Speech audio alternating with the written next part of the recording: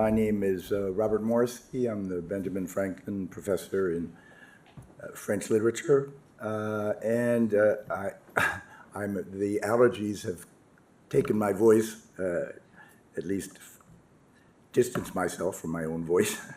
So the John Boyer Center was created with the intention of it being the faithful reflection of the University of Chicago across all the disciplines, the sciences, social sciences, humanities, and the professional schools. And it supports activities from all of these schools. It's also a statement of the university's commitment to Europe, that a Europe that opens out into the Middle East and Africa, which is our geographical footprint. And in this Europe that is arguably, and I know many would disagree with me, but one of the most audacious political experiments of the 21st century, putting together Europe as an entity. As I worked on this over time, in all the reports I would submit, and you can imagine how many reports you have to submit to put something together like this, it was always a place that I would describe as a place where researchers who perhaps cannot or will not come to the United States.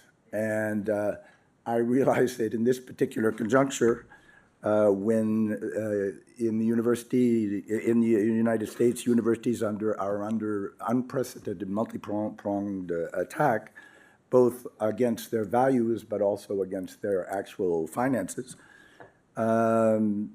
This is a particular moment in history. And we also wanted it to be a place where Chicago researchers could come to Europe and bring together many people. So for example, today we'll have 7 different nationalities participating in this.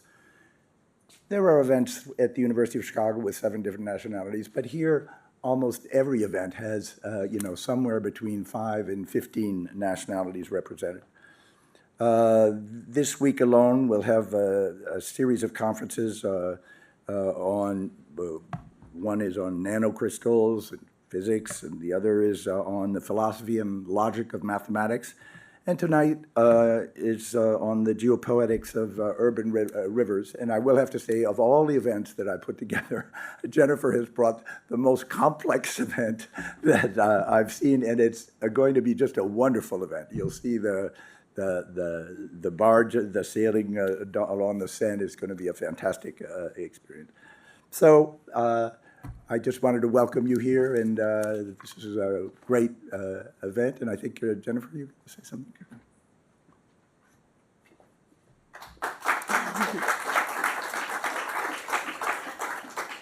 Welcome to the Geopoetics of Urban Rivers, Chicago to Seine, Calumet to Marne Symposium, the Paris edition.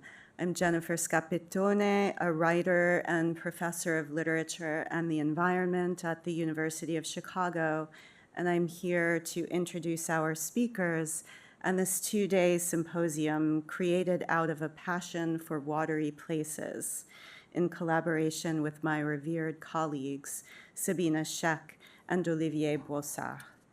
These events have been made possible by several UChicago entities, the International Institute of Research in Paris, housed here, UChicago Global, and the Committee on Environment, Geography, and Urbanization, as well as by the Villa Albertine and the Université Gustave Eiffel Laboratoire Littérature, Savoir et Art. Thank you to IIRP Director Robert Morrissey for the initial fund and thus the initial prompt, to Carlo Diaz for crucial design and tech support, to Maria Guarte for her assistance with many tasks, and to my students in the Environmental Humanities and Arts Lab at UChicago for their work toward a riverine biography for our evolving website and archive. Before I begin, I want to signal that tomorrow evening, same time, same place, poet-essayist Lisa Robertson will be reading from Her nearly complete novel River Work, forthcoming in spring 2026 from the Toronto-based Coach House Books, a veritable arcades project of the disappeared river Bièvre with the figure of the laundress as pivot. The first phase of this experiment took place in Chicago, the so-called Paris on the Prairie, in mid-October of last year, between the University of Chicago campus and the reversed Chicago River, concluding in a 40-person water chorus orchestrated by Julie Ezel Patton at the Maritime Museum. We had disembarked along the infamous slaughterhouse carcass hosting, thus gassy, former Superfund site, Bubbly Creek, of which Upton Sinclair had written in 1904, quote, "The creek looks like a bed of lava. Chickens walk about on it, feeding, and many times an unwary stranger has started to stroll across and vanished temporarily," unquote. These events were conceived as a provocation, twinning the raised meadow of skyscrapers with its illustrious template across the Atlantic through their water long treated as void. Chicago looked to Paris to make its glacial heritage of swamp the fertile selvages of the Great Lake Michigami, coherent as the gleamingly neoclassical white city of the 1893 exposition, celebrating the calamity of Columbus's arrival in the Americas, just as Paris had once looked to Rome. The city's rivers, age-old waste sinks, drinking sources, and transit corridors enlisted in the modern program of embellishment, expansion, and hygiene, pipelines of commodities from pet coke to latter-day cocktail, backdrop to the imported windmill palms of urban beach fantasias and the automatons of televised nationalist spectacles, complicate this notion of terraformed coherence upon second and third glance, upon awakening of plural senses. They flood, they meander as undomesticated byway and evaporation, all the while absorbing the city's heritage of erosion, fertilizer, and chemical effluvia, as well as harboring whatever species have evolved to survive these hostilities, leeches and bloodworm midges in the least hospitable sediments, beavers and least bitterns in the cleaner zones. As the metropolises race to turn their rivers into Olympic-scaled swimming pools, we wonder about the other swimmers, from the brook lamprey to the river otter and sturgeon. We wonder about the offshoring of waste to points eclipsed. We of the United States are currently withstanding a state of emergency predicated upon the dubious notion, inherited from Mussolini, of draining the swamp, a metaphor that shifts in its political deployment, yet that is based unmistakably on a phantasm of purity and fixity inherent in modern geography, that geopolitics rallies to sustain, one that cannot abide and pathologizes the fluid. The current rallying cry recalls the futurist rhetoric that proposed in 1910 to fill Venice's stinking canals with the ruins of leprous old palaces, to replace this reputed romance of ex-empire verging on the Orient with an industrial port, rejecting the animate locus that John Ruskin saw in This Amphibious City, this Phocea, or sea dog of towns, looking with soft human eyes at you from the sand, Proteus himself latent in the salt-smelling skin of her. To resist this state of emergency demands that we reimagine the collective and make way for the metamorphic future of its urban host. A geopoetics of cities can turn territorial perspectives inside out, dwelling in the continuum of moist innards and underbelly unclaimed, in all that which remains fluid, feminized, mingled with terrain called muck, against the notion of reclamation as colonized steady state. For naming, nomenclature, narrative are the matrix of these states. Guadeloupean theorist Danielle Maximin's Géopoétique mobilizes the riotous geophysical forces of the Caribbean archipelago against the territorial presumptions of a cataclysmic tempo presiding over different points in the water cycle. And the presumption of control over planetary forces is released in favor of co-survival and co-vulnerability with the more than human. The rivers Chicago, Seine, Calumet, and Marne form the liquid spine of slake and cataclysm that recalls Walt Whitman regarding the tide rush of the East River as an opportunity to muse on the interconnectivity of all things. The simple, compact, well-joined scheme, myself disintegrated, everyone disintegrated, yet part of the scheme. Against the defensive motto of Paris, fluctuat nec mergitur, tossed by waves but unsinkable, we have Whitman's goad of co-buoyancy. Suspend here and everywhere, eternal float of solution. Tonight's distinguished speakers will help us pool this geopoiesis of urban rivers. Sabine Barles' decades of work on the Seine River basin emphasize its role in the metabolism of a city that reaches well beyond its reputed borders. She will help us follow the city through its animal bones and phosphorus into its distant hinterlands.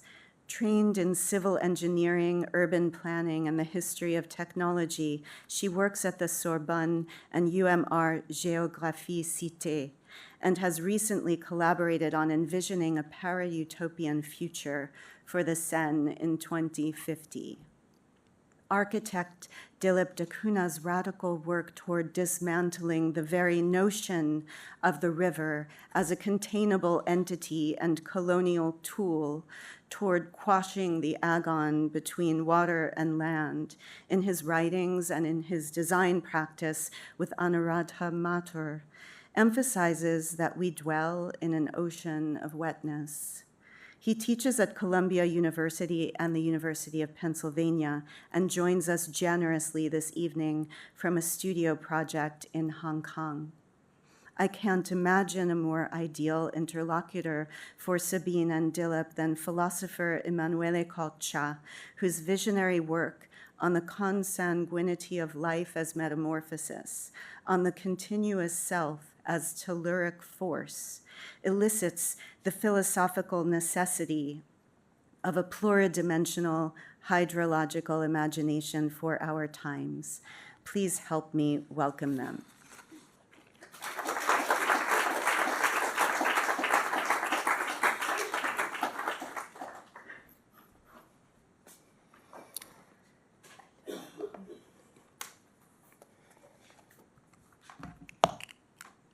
This time I have my glasses for those who were in Chicago in April. And it's better. Well, thank you very much for your invitation and for this program, which is very, very nice and interesting and so on. Okay? It's not, no. Is there a different mode where it's the same? Non, je vais mettre mode machin, c'est bon. I have no comments, so I can do it like that. I have to.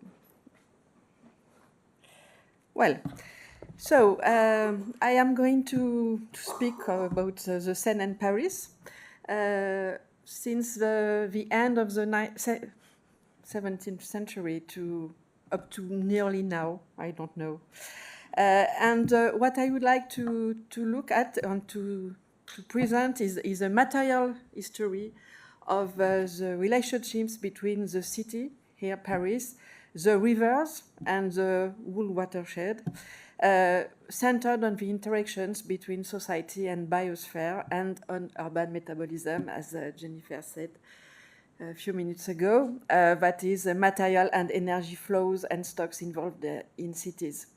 What is important when we look at urban metabolism is that the externalization of the metabolism is a very characteristic of cities if we admit that cities were born from the efficiency of the agricultural production. So if we want to understand urban metabolism, we have to look outside the city, and in this story, rivers, watershed played and play today a very important role, and it is what I am going to look at now. If we go a little more into the Paris situation, and the urban metabolism situation, we can say that water is first the most important urban flow in terms of metabolism. It is our biggest consumption, and it is also the carrier of other urban flows, especially in an historical point of view. And in the particular case of Paris, Paris is a metropolis that is depending on a quite small river. In fact, if you look at the flow, I have put some figures here about this. It is not so important compared to the importance of this metropolis, and it is quite a problem, of course, in terms of resource scarcity and so on. And here, for those who are not familiar, you have a map of the Seine basin, which is something like 80,000 square kilometers. So, not so big, again. And with the location of Paris nearly at the center of the basin, and here it is Le Havre, where the Seine goes into the sea. So, what is it? Yes. Okay, so my talk will be divided into 3 parts with something like 1 century for each of them. And I would like to examine for each of those centuries the particular relationships between Paris and, again, river, watershed. And to show how they changed, but how they remain very important, and how Paris has some imprints all over the Seine basin. So you can see here the outline: late 17th, late 18th centuries, early 19th, early 20th, and 20th century up to nearly now. So I just go to my first part, late 17th century, late 18th century. It is very difficult to say. And what we can see during this century, it began before, but at that time it was very, very strong. It is the power that was exerted by Paris over rivers and forests of the basin. Paris, as every city during this century, was concerned with huge food and energy issues. And the Seine basin was the main provider of food and wood, so of food and energy for Paris. For instance, here there is a quotation from Vauban, the engineer who built, no, he didn't build them, but he made workers build them, a big fortress everywhere in France. And he said about the river Yonne, which you can see here. It is a tributary of the Seine, a very important tributary of the Seine. It carries all the wines of Burgundy, the driftwood of the Morvan, and a lot of wheat and oats. And if we look at wood now, and I am going to focus on wood for the next minutes, we can see that the wood consumed in Paris, mainly for firewood, so energy, is for 2/3 driven by rivers. The wood floating began for Paris during the 16th century, at the mid-60th century. So 2/3 driven by river and 2/3 coming from the Morvan, this region here, which is connected to the Yonne I have mentioned previously, and which was a very wooded area. In the end, not so wooded because all the wood had been exploited, but now it is again very wooded. And so the Seine and its tributaries were the main drivers of of energy for Paris. And what is quite important is that wood floating was creating some kinds of temporary landscapes because, of course, floating did not occur all the time, only in spring and from time to time in autumn. And there were two kinds of floating. Upstream of the basin, it is called in French flottage à bûche perdue, but I didn't find the translation. It was too complicated for DeepL, Google, and Ligway, and so on.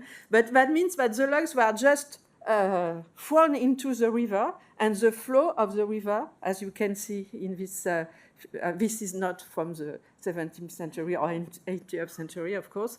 The logs were floating on the river. And downstream, but before Paris, when the river became big enough, large enough, the logs were pulled out, I don't know, they taken from the river. They had to dry several weeks, even months, and then they were assembled in things that are called trains, train de bois in French, and it is what you can see here, and it is the way they were arriving in Paris. So if I go back to my history, my idea of landscape, you see that it creates a very strange river landscape with those logs and trains de bois on the surface of the water, and these are temporary according to seasons and floating activities. And one has to know that it took 2 to 3 years for a log to come from the forest to Paris, so it was a very long process and quite complicated. The wood was also omnipresent in the city and completely connected to the river and the banks of the river. Here you can see some... Elle est où cette souris? Bah, où t'es partie? Ah, voilà. Vous la voyez, ma souris? Oui. Here you can see a part of the Plan de Turgot from the beginning of the 18th century. And here it is an island, Île Louviers, that does not exist anymore, which is covered with wood. And you can see here another bank with a lot of wood and so on. So the wood is completely part of the waterscape outside of the city and in the city. The waterscape is also profoundly transformed in connection to the need of the city because for log floating, excuse me, it was necessary to have a sufficient flow. So ponds were created upstream of the basin. Here you have a map that was realized by Paul Benoit, Karine Bernitier, and other colleagues quite a long time ago, but they made a tremendous work to map every pond that were created in order to allow log floating. And this is here the Yonne again. So this is all the Morvan region and some ponds that you can see. Those ponds were also used for other purposes when they were full of water. But during spring, when the log had to be driven to Paris, the ponds were emptied in order to have this flow and to allow Paris wood supply. So there is an impact in terms of landscape, in terms of kind of infrastructuration or transformation of the hydrographic network. But there was also a very strong control of Paris as a public authority on rivers and forests.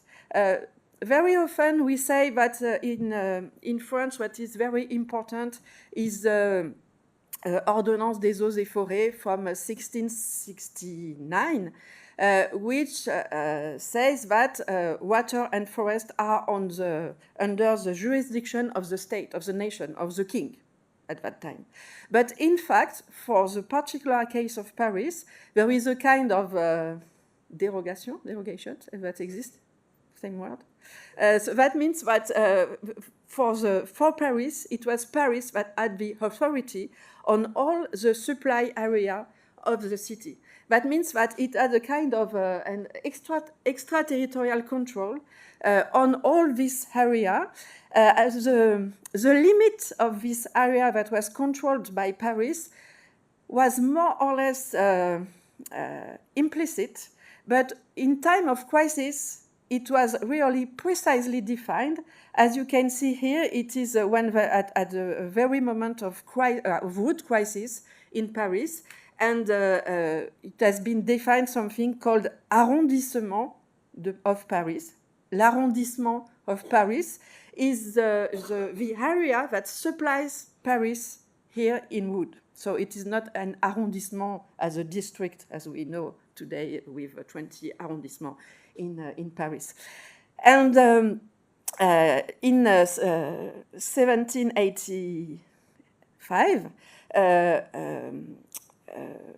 a legal text that was a reproduction of an older one said that the Paris prerogatives extended over 24 kilometers stripped on either side of the rivers in the basin.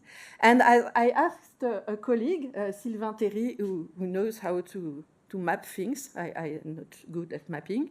And I told him, can you map this? And so we can know what is this area, this arrondissement.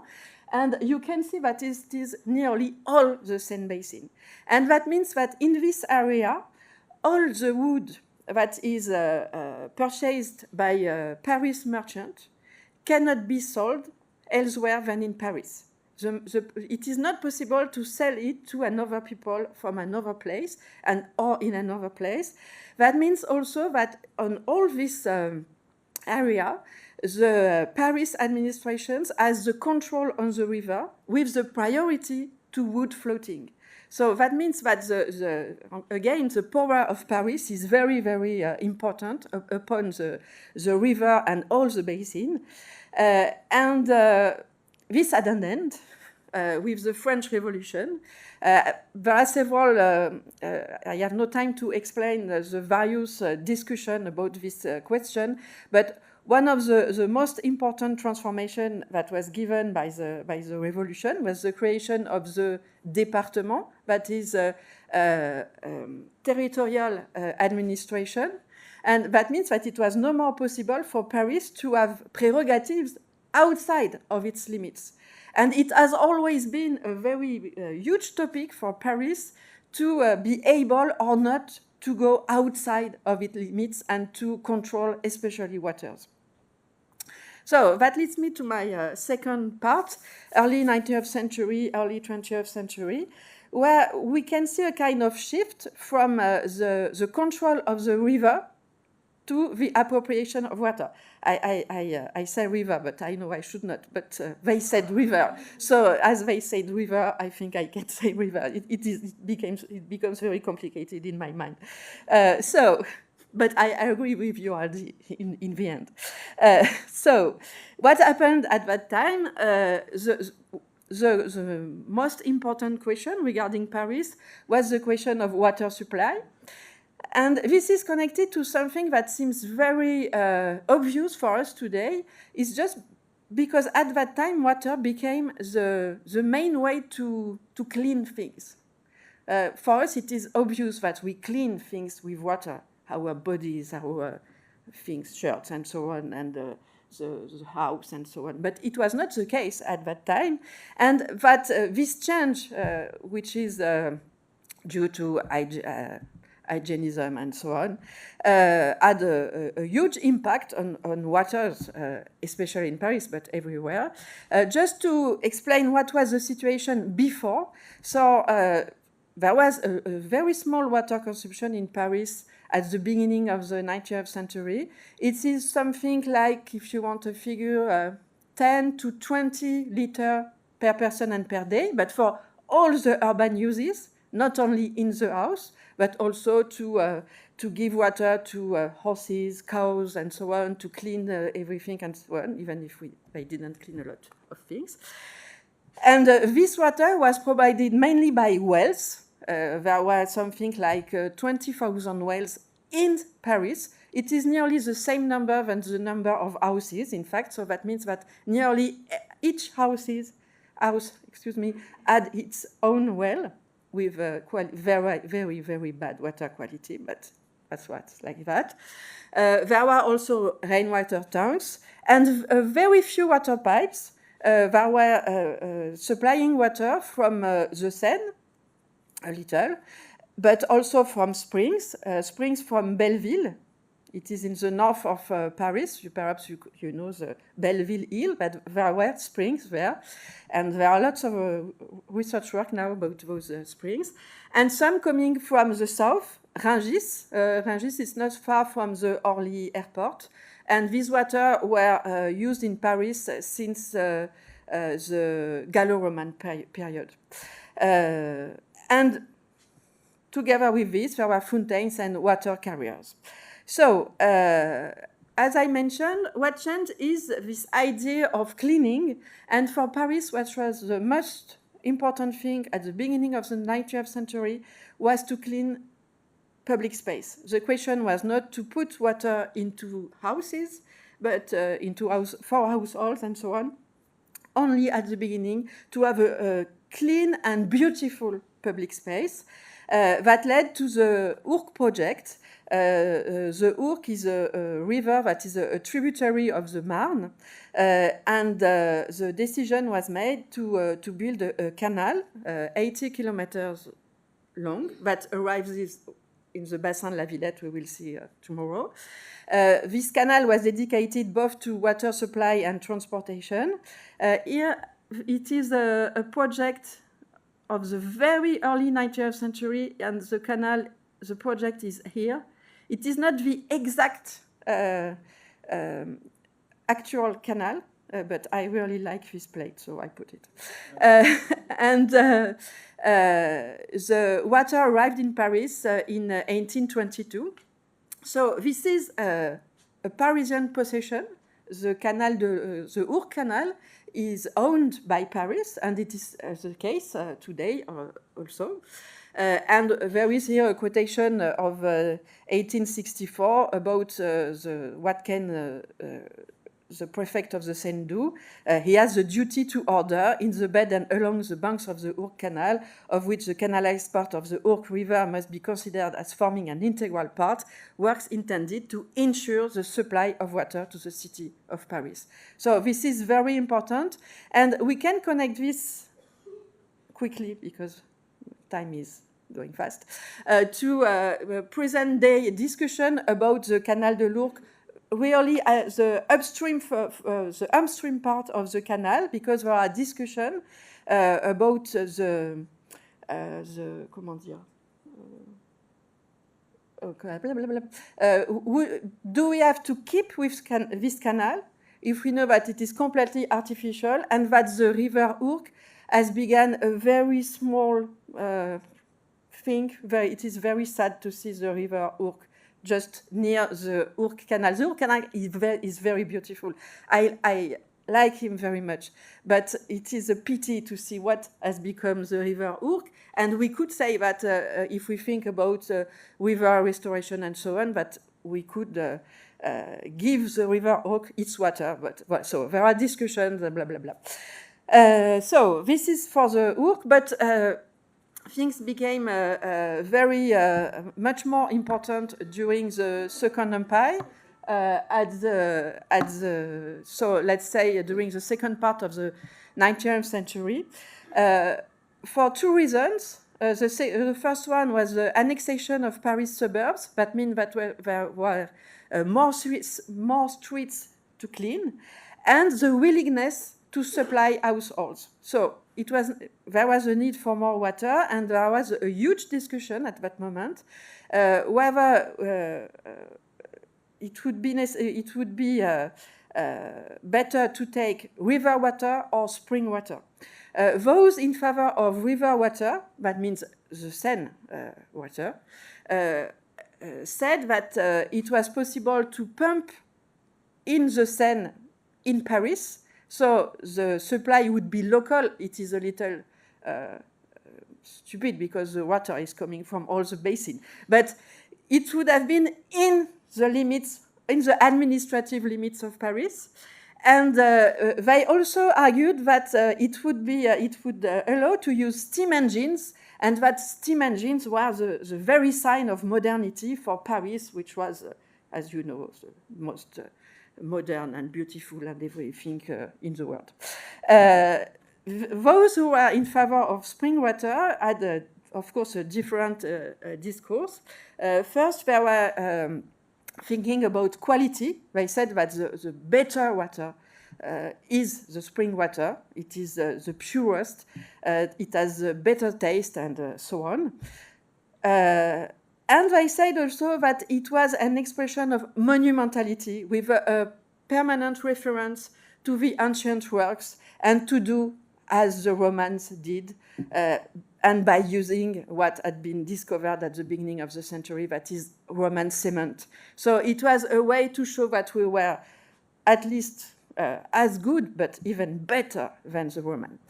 And Haussmann, so the prefect, and Belgrand, the engineer who was in charge of water supply and sanitation in Paris, were in favor of the choice of spring waters. Haussmann, in his memoir, says it is his idea.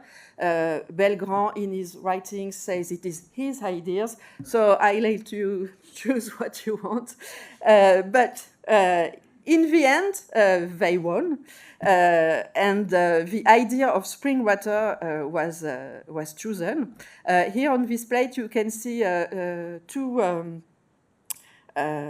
examples. This is the first one here. It is the Duis. It is actually the first aqueduct that has been built during the 1960s.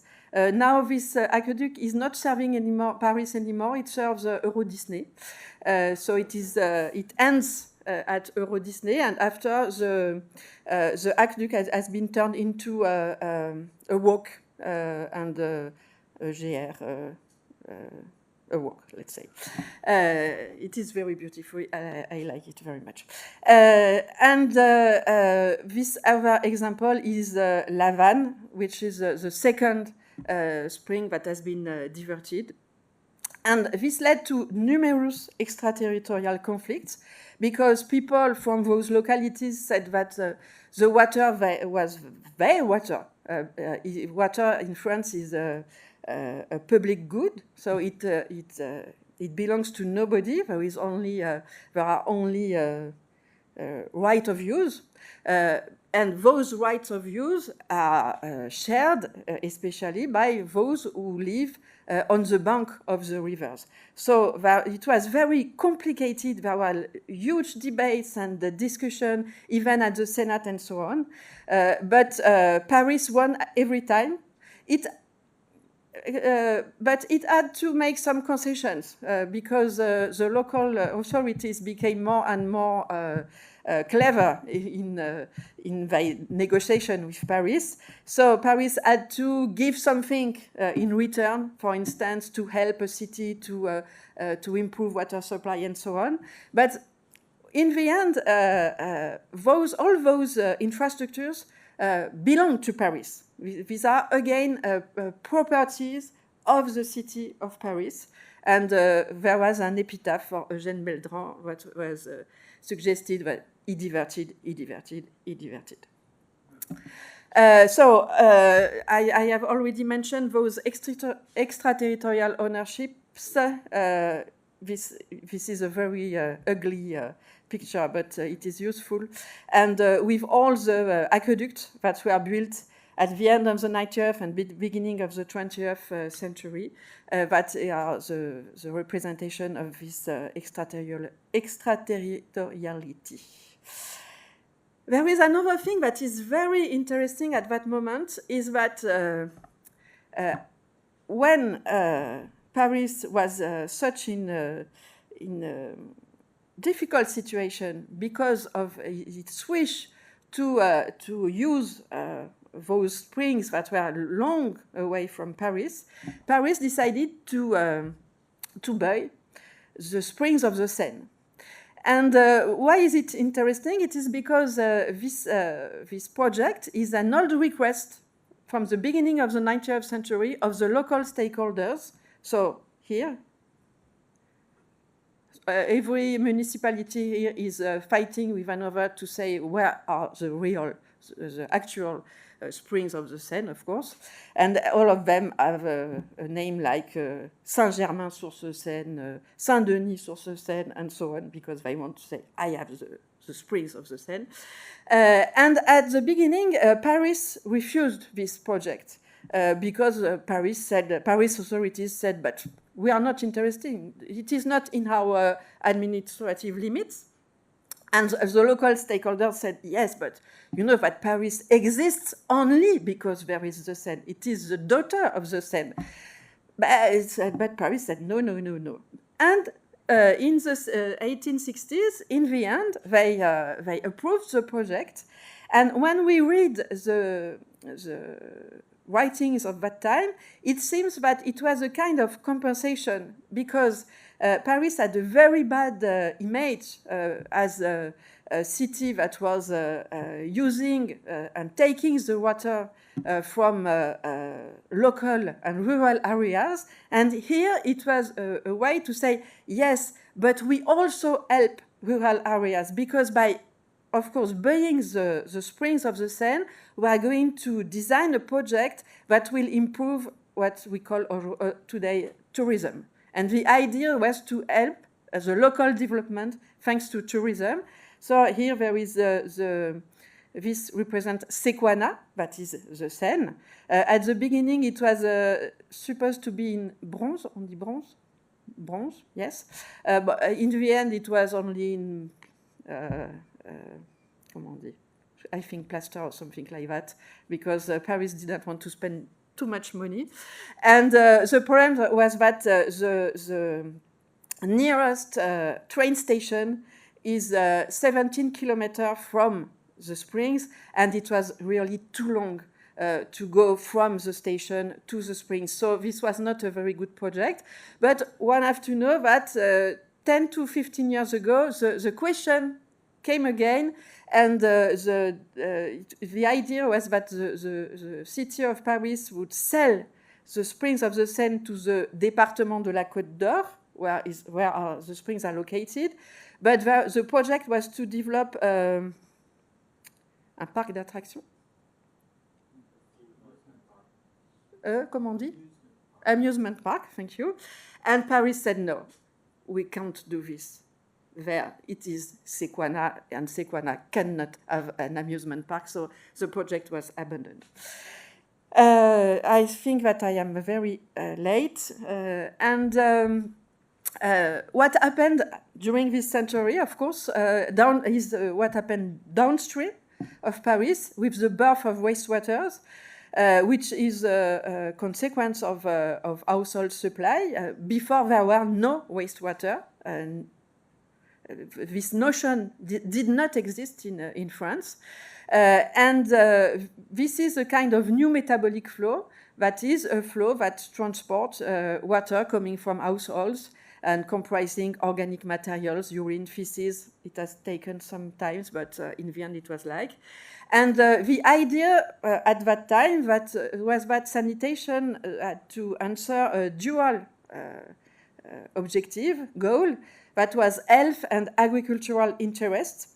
And the solution that was chosen was the combined system, so to put every rainwater and sewage in the same pipe, and to use sewage farms that were developed downstream from Paris. You can see them here. It is more than 5,000 hectares at the beginning of the 20th century. And this is another kind of imprint of Paris upon those areas.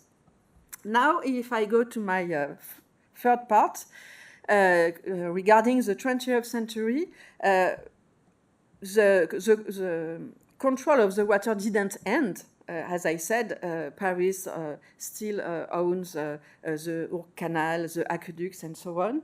But what seems very important is the intervention of Paris in the water regime, and the idea that Paris needs were so important that Paris had to be able to be part of this control. This is due to a quite huge crisis that occurred at the beginning of the 20th century, which can be summarized like this: too much water, not enough water, too much wastewater discharge.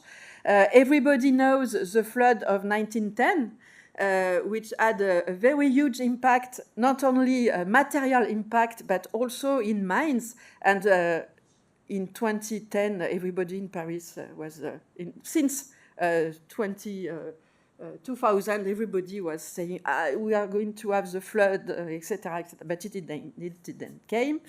But what is less known, and what was perhaps a more important object of worry, is the drought of 1911. As you can see of this picture, this is summer in Paris. There is no more water in the Seine. And that was a very big problem because, of course, it was difficult to supply. It was difficult also for the boats to go on the Seine. But also the Seine was very polluted because there was no more dilution of the pollution. All the more so since the water was very hot because of central thermique. I'm sorry, I lose my English vocabulary. Power plants, thank you. So it was really a catastrophe. And what you can see here, this is something I have made, but thanks to the data from Paul Vincé at the beginning of the 20th century, represents the flow of wastewater coming from Paris urban area. Here you have Paris sewer. We have other sewers coming from small localities around Paris. And what is very important is that Paris has always made its project up to the interterroir without thinking about suburbs. It is the same for the subway and so on. Everything was made only for Paris. But those localities were also producing wastewater. And if we look at this, we can see that in the end, 72% of wastewater were discharged without treatment in the river. So that made this question of water quality very, very important. And there was some discussion about what to do to improve water supply. One of the solutions that were studied, but that were not carried out, were to go further. First, there was a project to use the water from Lake Neuchâtel in Switzerland. Second, from the Lake Léman. And third, from the Loire Valley in France, but in another basin. And the Swiss people were very, very hungry, especially for Neuchâtel Lake, because they said, you French people, you are completely mad to think that we are going to give you our water. But French engineers said, we are French, and this is Paris. We need water. You have to give us water. But in the end, those projects were not realized, and it was chosen to have an intra-basin solution. I am going to finish. I'm very sorry. That is to use to build reservoirs upstream from Paris. Here you can see the situation during the 1940s. This is a project of a reservoir on the Aube River, which is a tributary of the Seine. And the idea was, the first goal of those reservoirs was to sustain dry river flows. That is to store water during winter and to discharge water in the Seine during summer when there is not enough water. And this explains why we have water now during the summer in Paris. If we had not those reservoirs, we would have very big water shortage and so on. So even before the climate change, it is a problem, this water scarcity. And from the 1960s onwards, a second goal was added to the first, that didn't disappear. It was to reduce winter flooding in order to have less problems in case of extreme rain upstream from Paris.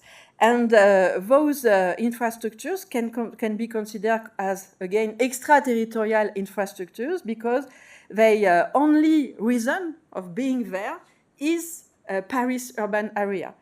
Nothing has been made when those reservoirs have been built. There has been nearly no consultation with local population. It was a decision from the Paris authority, and that was imposed to those territories. And here you have some picture of the Lake Orient, which is near the city of Troyes, so upstream from Paris, which is one of those big reservoirs. And we could say that this is a kind of Parisian landscape in the countryside, as again, this lake is only here for Paris and its suburbs. This imprint, which is an imprint on landscape, is also an institutional one because it is a little different now, but up to 2011, the institution that was in charge of the reservoirs management, which was at first the Département de la Seine, then the Institution interdépartementale des barrages réservoirs du bassin de la Seine. This institution has a board where there are no representatives from those territories. In the board of the EIBRBS, there were only representatives of the 4 departments of the Paris urban area, so Paris, Val-de-Marne, Seine-Saint-Denis, and Hauts-de-Seine. And so they decided what to do there as, again, a kind of extraterritorial power of the city. Downstream, what we can observe is new infrastructures with the birth of wastewater treatment plants, and especially HR, which once was the biggest in the world, but Chicago won on this, in this matter. But what is very important is that until the end of the 20th century, there was a chronic under-equipment in terms of treatment, of water treatment, wastewater treatment. And what you can see in here, these are results from research made by my colleagues of Seine, is here you can see this is Paris, and we go up to Le Havre here. This is the oxygen content in 1898, the black curve. So we can see that near HR, it's not so well, but the oxygen content increases quite rapidly after.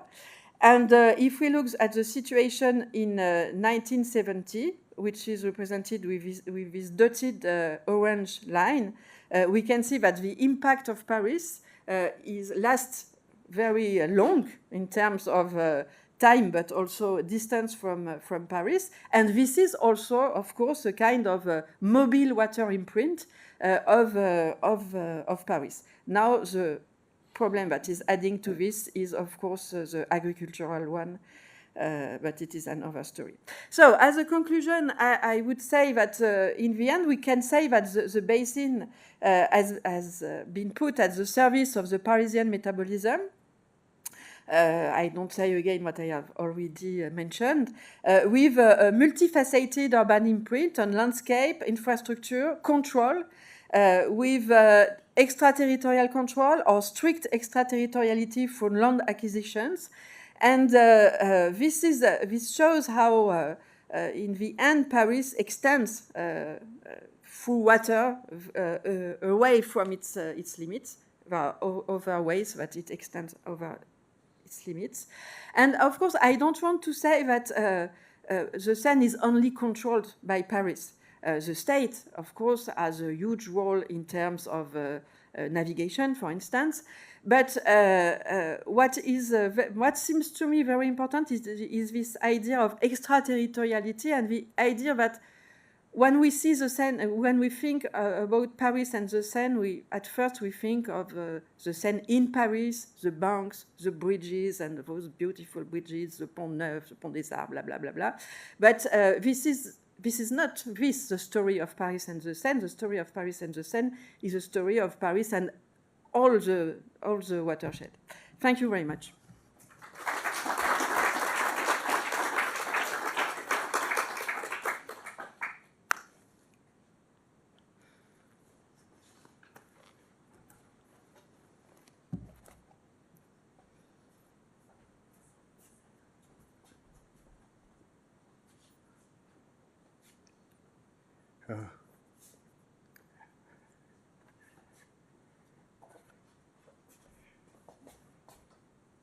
Well, thank you very much, Sabine. I think that very helpful for what I have to say. Just one clarification, though, that it's not that I don't argue against the existence of rivers. I merely say that they exist by design.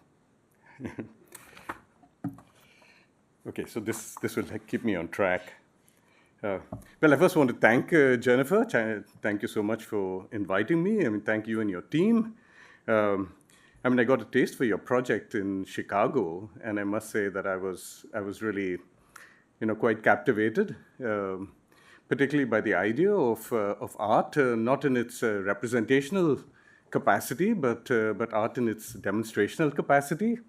And I think that is the kind of art that we need, because I think of it as the art before science. I know for me it is the imagination that then leads what follows. So thank you, and it's wonderful to be here with Sabine and Emanuele.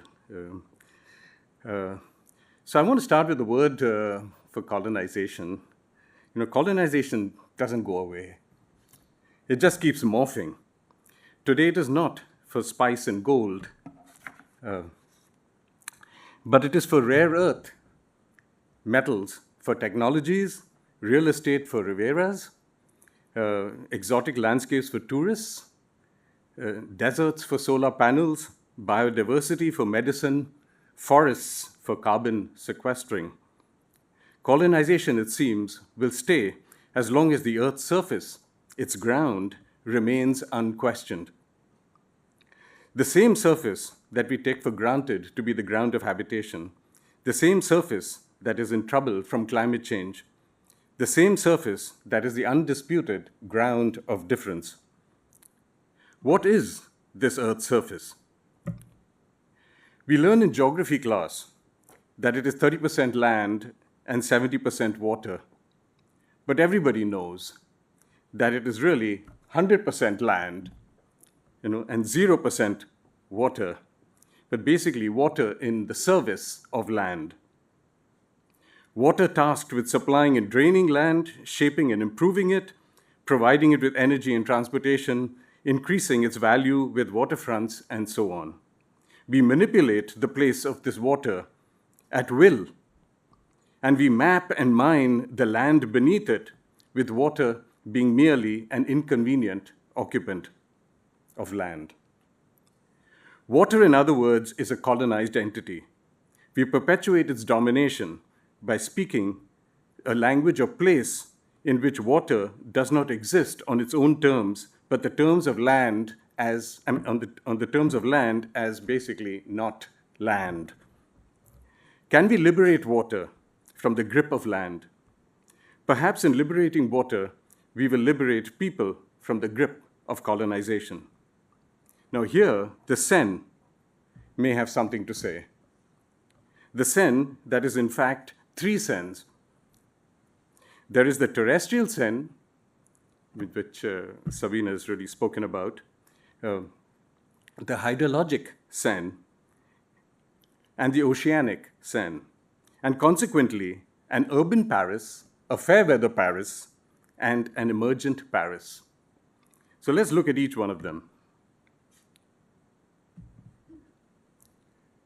If I had to ask you, where is the Seine, you will very likely point it out to me, as a channel of water flowing by, or show it to me in a map of Paris, as a corridor between two lines, adding that it has been there for a very long while, even before, perhaps, Paris existed. Now, you may also clarify, I think as Sabine has sort of clarified already, that Seine is not all in Paris, but that Paris is on the banks of a Seine that drains a significant portion of France into the English Channel. This drain passes through Paris on its way to the sea.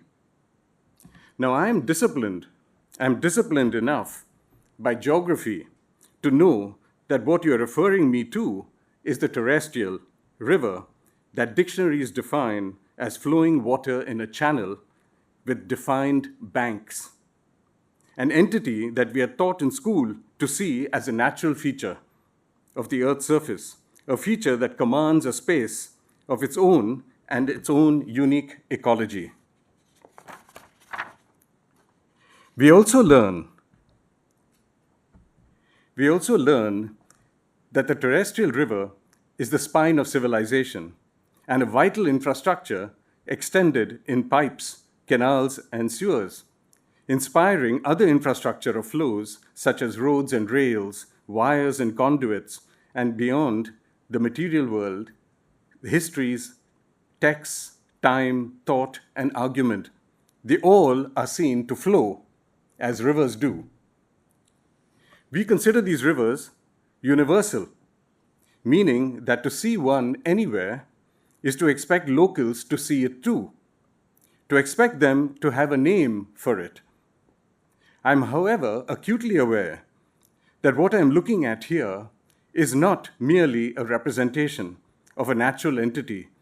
It is an extraction of an entity that was first outlined on the Earth's surface before being extracted, reduced in scale, placed on a map, and manipulated. It is to say that the Seine has an element of human creation in it. That element is the line. I will give you just a brief summary of its creational capacity. First, it is unlike the lines we use in sketches, symbols, and diagrams, or the lines we read into things like threads, wires, roads, and streams, or the lines we imagine when we connect things like trees in a hedgerow, people in queues, and mountains in a chain, or events in time, or steps in an argument. This is a geometric line that I'm referring to, with only length and no breadth. As such, it is not experienced. I mean, how do you experience something that has no presence? No, it is a pure idea. It must be learnt in a classroom or just believed to exist. This pure idea is empowered to separate land from water, but also contain water to a channel and give its flow a measure. It works basically as a reference. So real is this line taken to be that the channel it defines for the river is declared the river's normal flow. So when water in the channel overflows the lines that we have drawn, it is not the line that is questioned, or considered out of place, but the water is out of place. Its violation of the line is called flood. The truant waters of this event are granted an area adjoining the river called a floodplain, and the rhythm of their violation, called a flood pulse, is built into the life cycles, nutrient cycles, soil deposition, groundwater replenishment, migrations, etc., all considered critical components of what scientists call a flood ecosystem, that with apparently no awareness of the drawn line is considered natural. And while scientists create ecosystems around flood events, engineers construct flood control projects designed to prevent the river from overflowing its channel by holding back excess waters behind dams and diverting it with canals and pipes to fields, reservoirs, cities, and homes in a vast and intricate network. They effectively turn a potential flood event into an economic opportunity. Of course, they are at loggerheads with environmentalists, but it is not because they disagree on the art of the river. Now, I'm so cultivated into this terrestrial river, with a line, that it takes me no time at all to see the Seine that you point out to me. It is a flow of water in the grip of a Paris that defines itself as a city. Now, we are taught that what qualifies a city is civility, with all that comes with it, including art, literacy, law, science, and history. But it's more likely the simple fact that land here is most in control of water. The city is a place where the line is the most clear, most distinct, most firm, even when it is blurred and thickened with green solutions and soft scapes. Now, the second Seine. The terrestrial river, however, cannot be drawn without a second Seine, a Seine that we do not see from the window or in a map, but read in diagrams and hear in voices like those of Bernard Palissy, here in Paris in the 1500s. Now, you may know him for his pottery.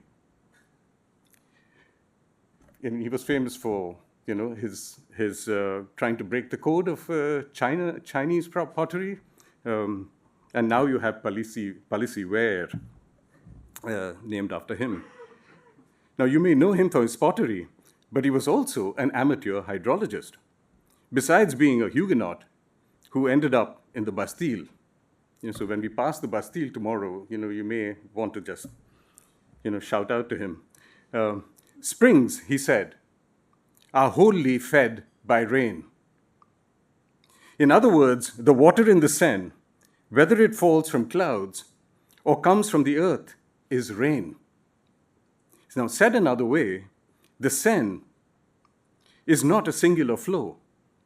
It is a gathering of raindrops. It is a significant articulation when seen in the context of Palissy's time.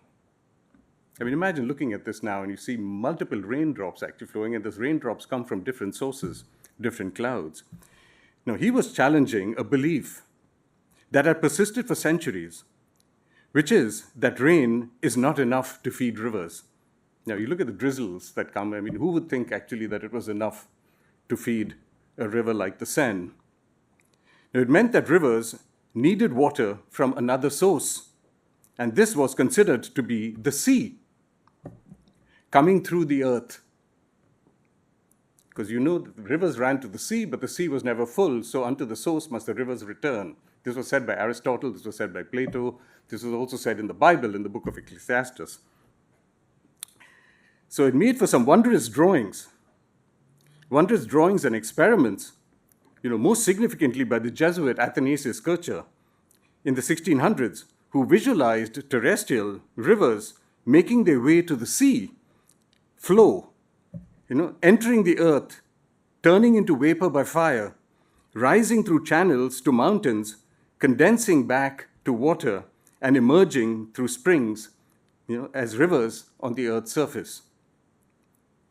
It also made for fascinating medieval maps that geographers do not take very seriously, but these maps speak to an important hydrologic imagination that made the source of rivers a mystery located in paradise that is as much a secular idea as a religious one.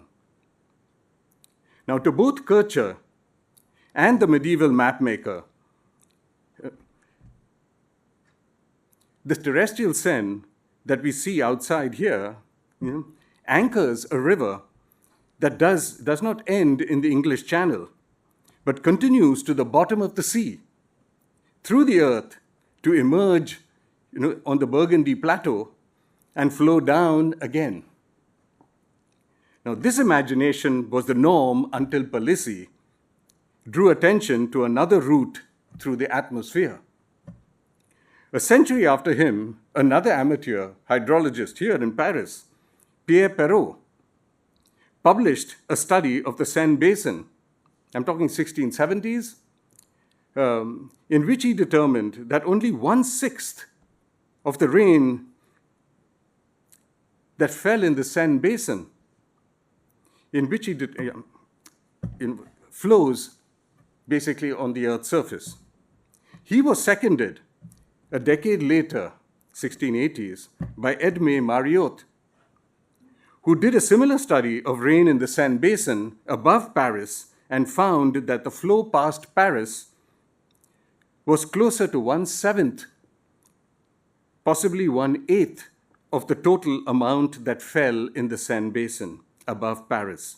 The rest of the rain presumably infiltrated into the earth, osmoted into plants, evaporated into the air, and of course, fed springs.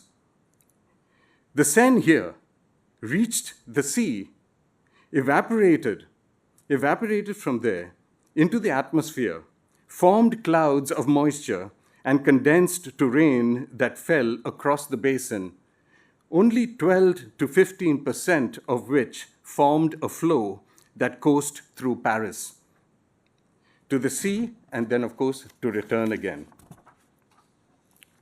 Now, Robert Horton, in 1931, drew this return in a diagram called the hydrologic cycle. It shows the multiple places and states of rain, states that rain passes through, always with the possibility of returning to the same place and state. It's a very ingenious imagination, by the way, this return to the same place. It tells us that the terrestrial Seine is not just a flow between two lines. It is also a fair weather object drawn in a chosen moment of time when it is not precipitating, not evaporating, and not cloud forming. In short, the terrestrial Seine is a creation in a calm and clear moment, a resident of place, while rain, snow, fog, dew, other precipitations become visitors that come and go. It then becomes a task to contain these visitors to weather events that can be timed, patterned, and predicted. I hope you're following this, following me over here, because this is a fantastic invention. I mean, we have basically confined ourselves to one moment while we have controlled everything else for that one moment that we live. So all this architecture is what I consider to be fair weather architecture. So the Paris, then, that shows up here is a fair weather landscape, a landscape that does not just keep out the non-urban, it also keeps out foul weather. It is a Paris represented in fair weather maps in a time when rain plays spoiler. This is also a Paris that we design and analyze, plan and historicize in fair weather, inserting bad weather in passing events. The bad weather that we cannot keep out of the city, we keep out of the building, designing them as fair weather bubbles. And it all comes back now to creating a Paris that is actually very unique. This brings us now to the third Seine that defies the idea of a flow. Now, Perrault and Mariotte could be read as making a more fundamental point. They're not simply telling us that rain is enough for rivers. They're telling us that we need to see precipitation differently. It does not fall to a surface. to form flows and to run off. It infiltrates its way down from clouds through an air that is filled with fine particles of dust, salt, pollen, ash, and microorganisms, some of which provide the nuclei around which raindrops form, and further into the earth. It continues its infiltration. Or as we like to say it, it infiltrates its way through an ocean of wetness that is everywhere, precipitating, evaporating, storming, seeping, soaking, perspiring, osmoting. If there is an Earth's surface called land over here, it exists by design. But the idea that the Seine flows somewhere rather than infiltrates everywhere dominates the imagination. Is this because we are educated with a simplistic line to visualize flows? Or could it be that water is itself a human creation, created as a substance devoid of all those particles of soil that bring down the rain, that we see on the terms of land as not land, and other set up on the terms of land to be controlled and then dominated?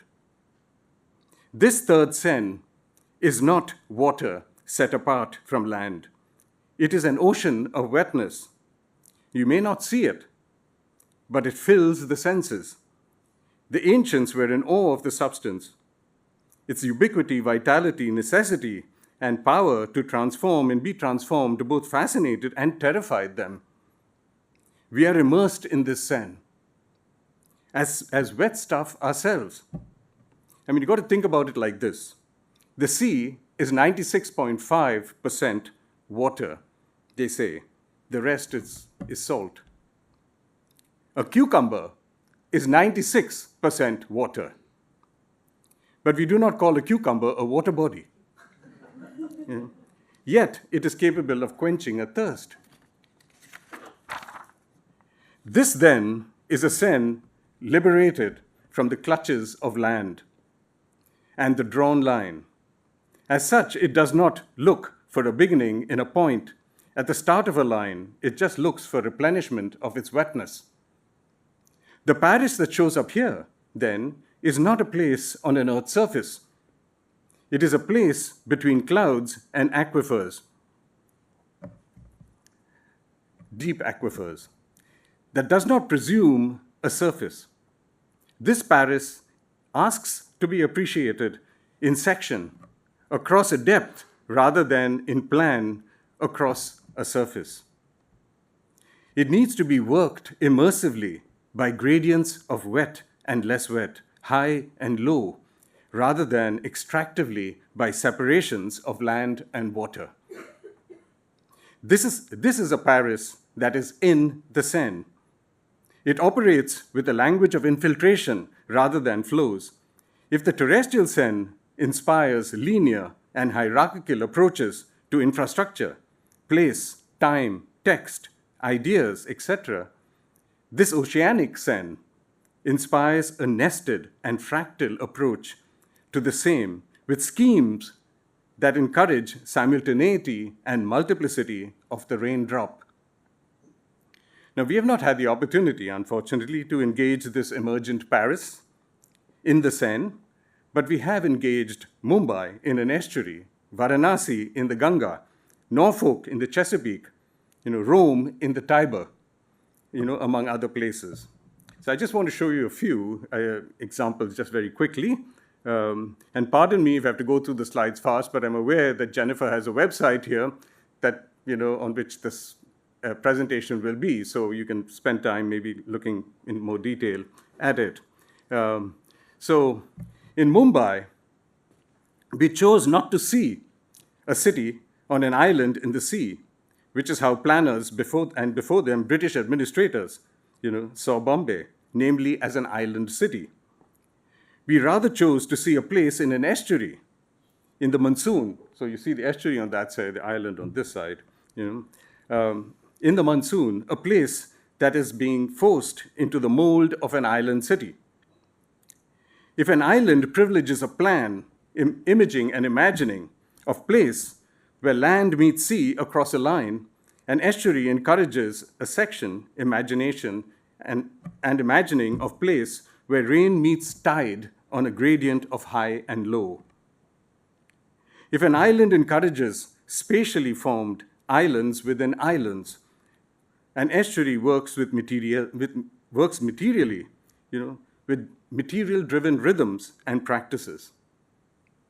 Now, we created several projects like this one, conceived sectionally, working with time more than space, practices more than land uses, initiations more than master plans. Now, in Varanasi, we chose to see not a city on the river Ganges, as you are probably all familiar with it, with very, you can see it's ritualized riverfront, that attracts a lot of tourists, but a high ground in the monsoon called Ganga. Now, in the month of January, we took a ride on the river to see what tourists come to see. A famed riverfront of steps or ghats, as they're called, on which celebrating, vending, cremating, bathing, people watching, clothes washing, and defecating occur.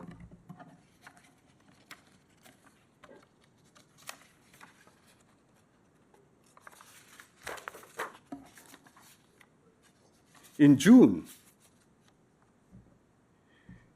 the rains of the monsoon arrive.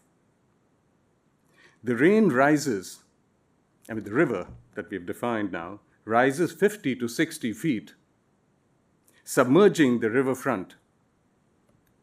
So that's what you see. It's the same place.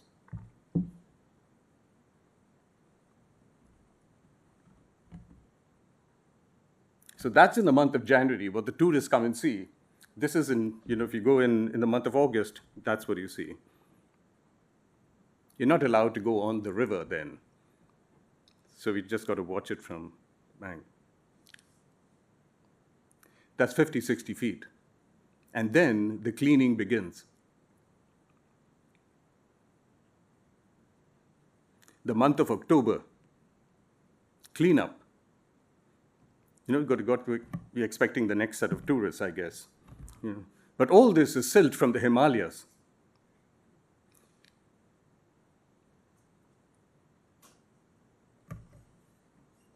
Now, if they did not clean up, then the tourist is likely to see this. A city basically defaced.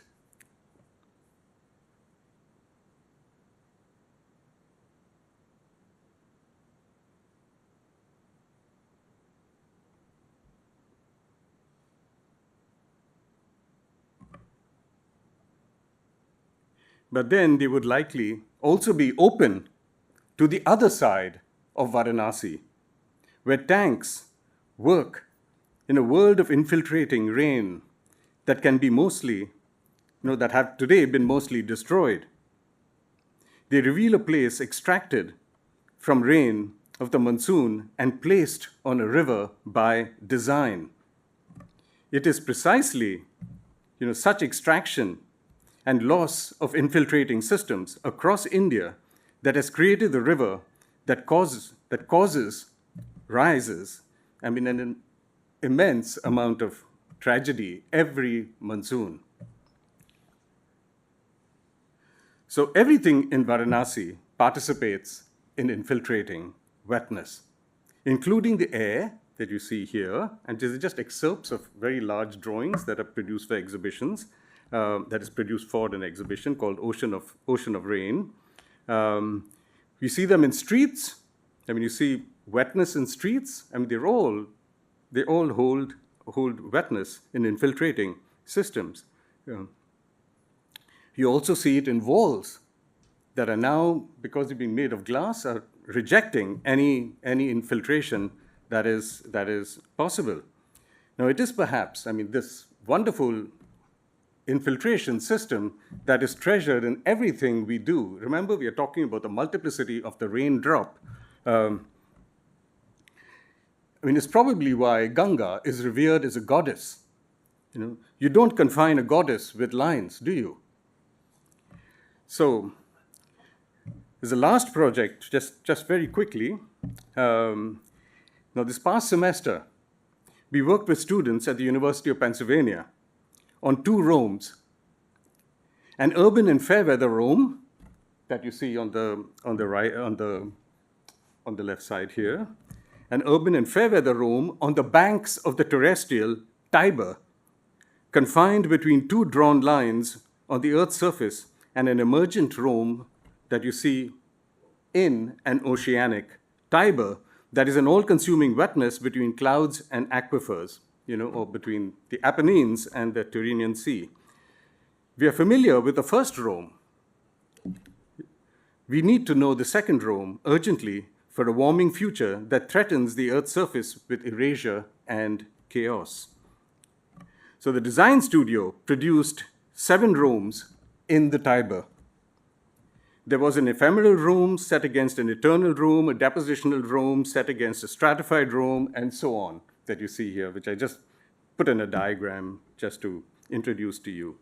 Now, our task was not just to conceive a Rome in the Tiber, but to also design the transition from Rome on the Tiber to Rome in the Tiber.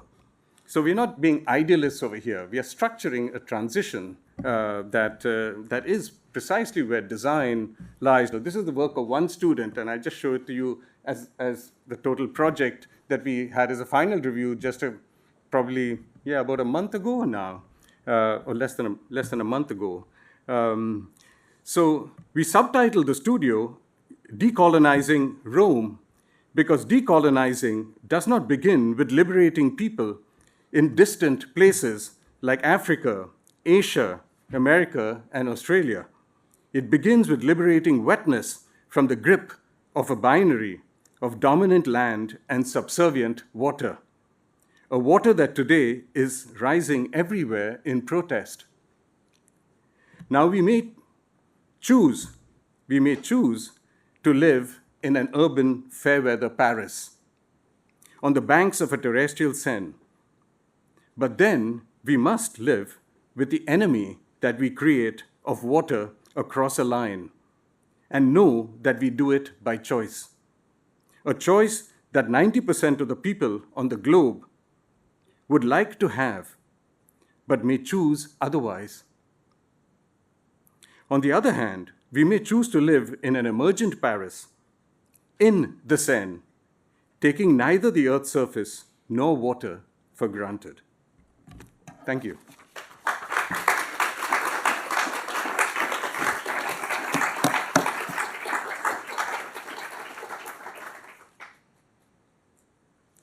We know what to do it?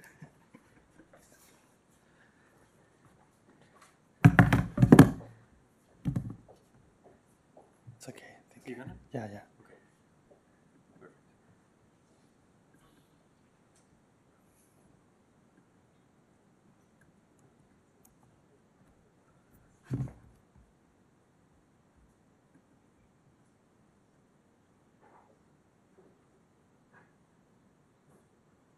Wait, how can I? Green button top left. Sorry? Green top left. Here? Left of that. Where? Sorry. This one. Yeah, sorry. So, so thank you so much. I will try to restructure my presentation in order to react to what Sabine and Dilip just said. I will turn to my speech into a set of questions, to open the conversation with all of you afterwards. I will start by the fact that both Sabine and Dilip, in a way, reminded us that we need to rethink cities as something something which is not that just made out of humans and stones, but which is emerging by a sort of deep relationship with something which is neither human nor mineral.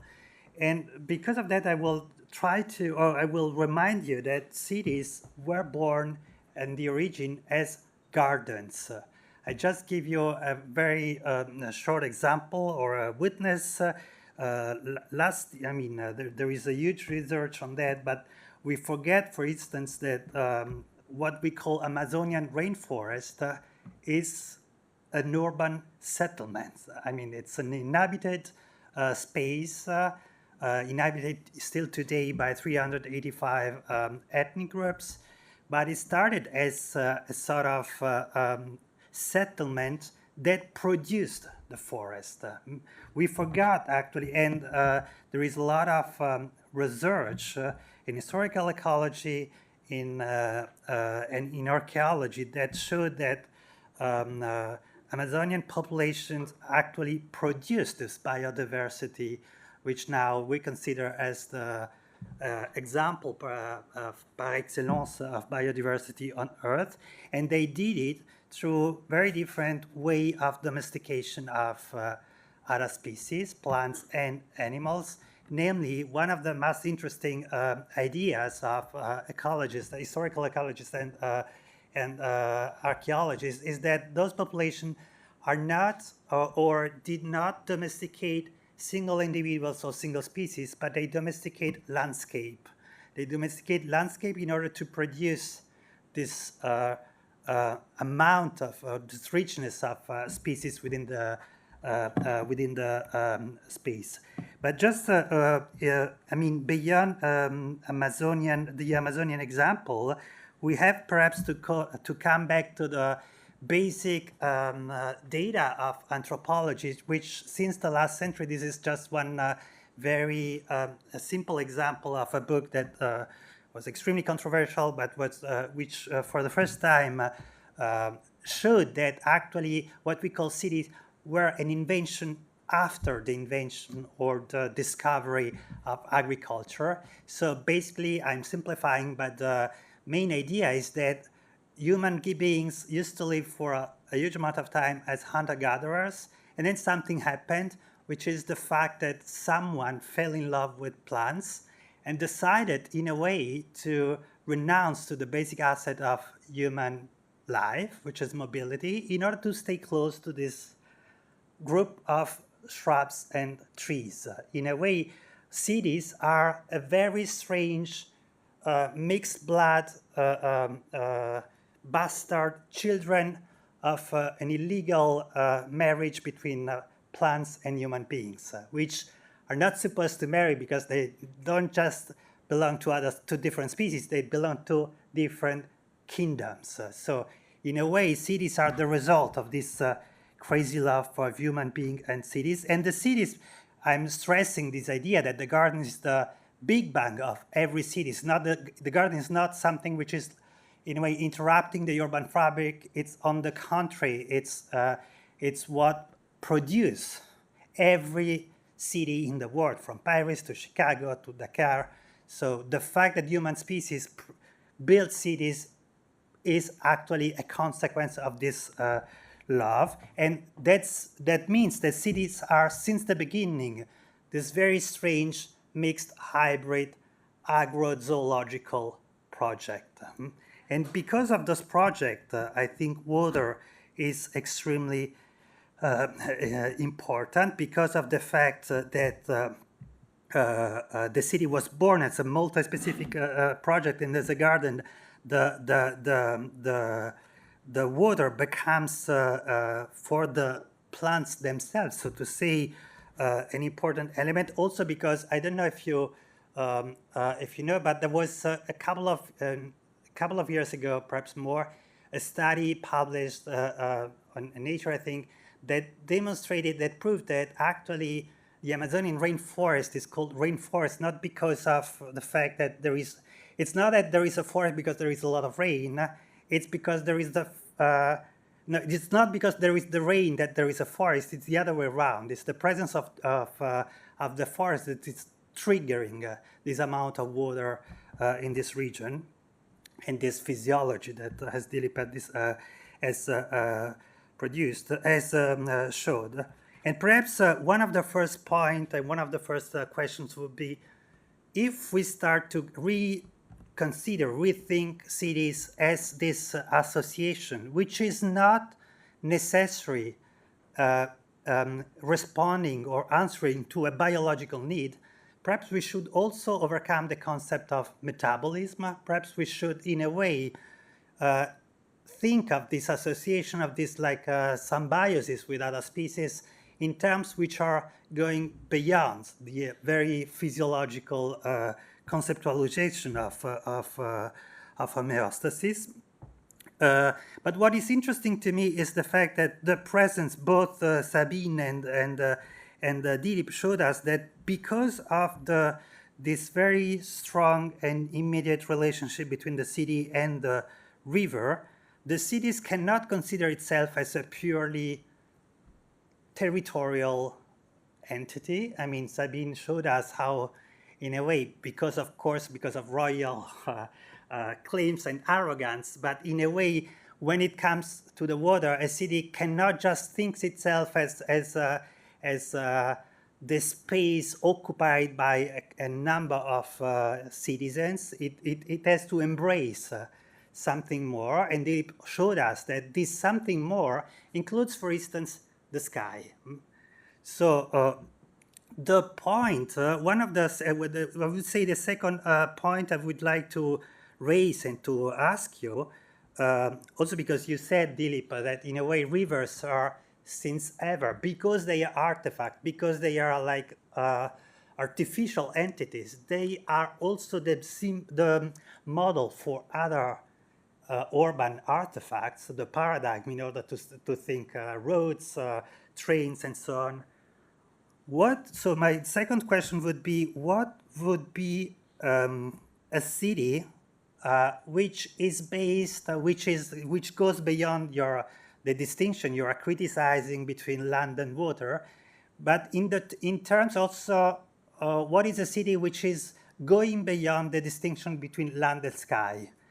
In a way, we are always committing this mistake that we are saying we are living in the ground, but actually we are not occupying the ground, we are occupying the sky, because the sky begins here. So it's here up and it's already sky. What is a city which is in a way thinking of itself as something which is already in the sky? You know, there is this very beautiful, sorry for these very short stories, but there is a very beautiful interview where Richard Feynman, the famous physician, says, explain what is the life of a tree, and he says rightly that a tree is not coming out of the ground.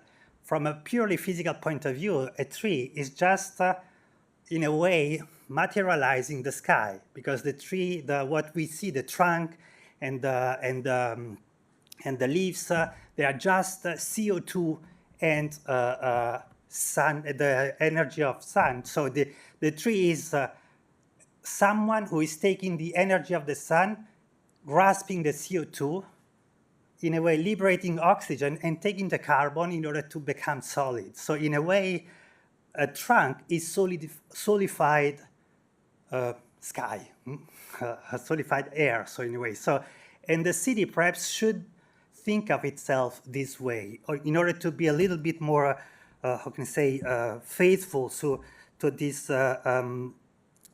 model you are both in a way describing.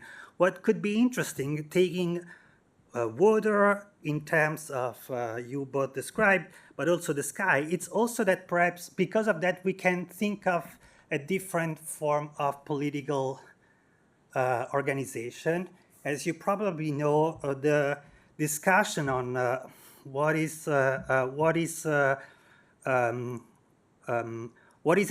would be, or how would a civilization look like which is like which has a closer relationship to water.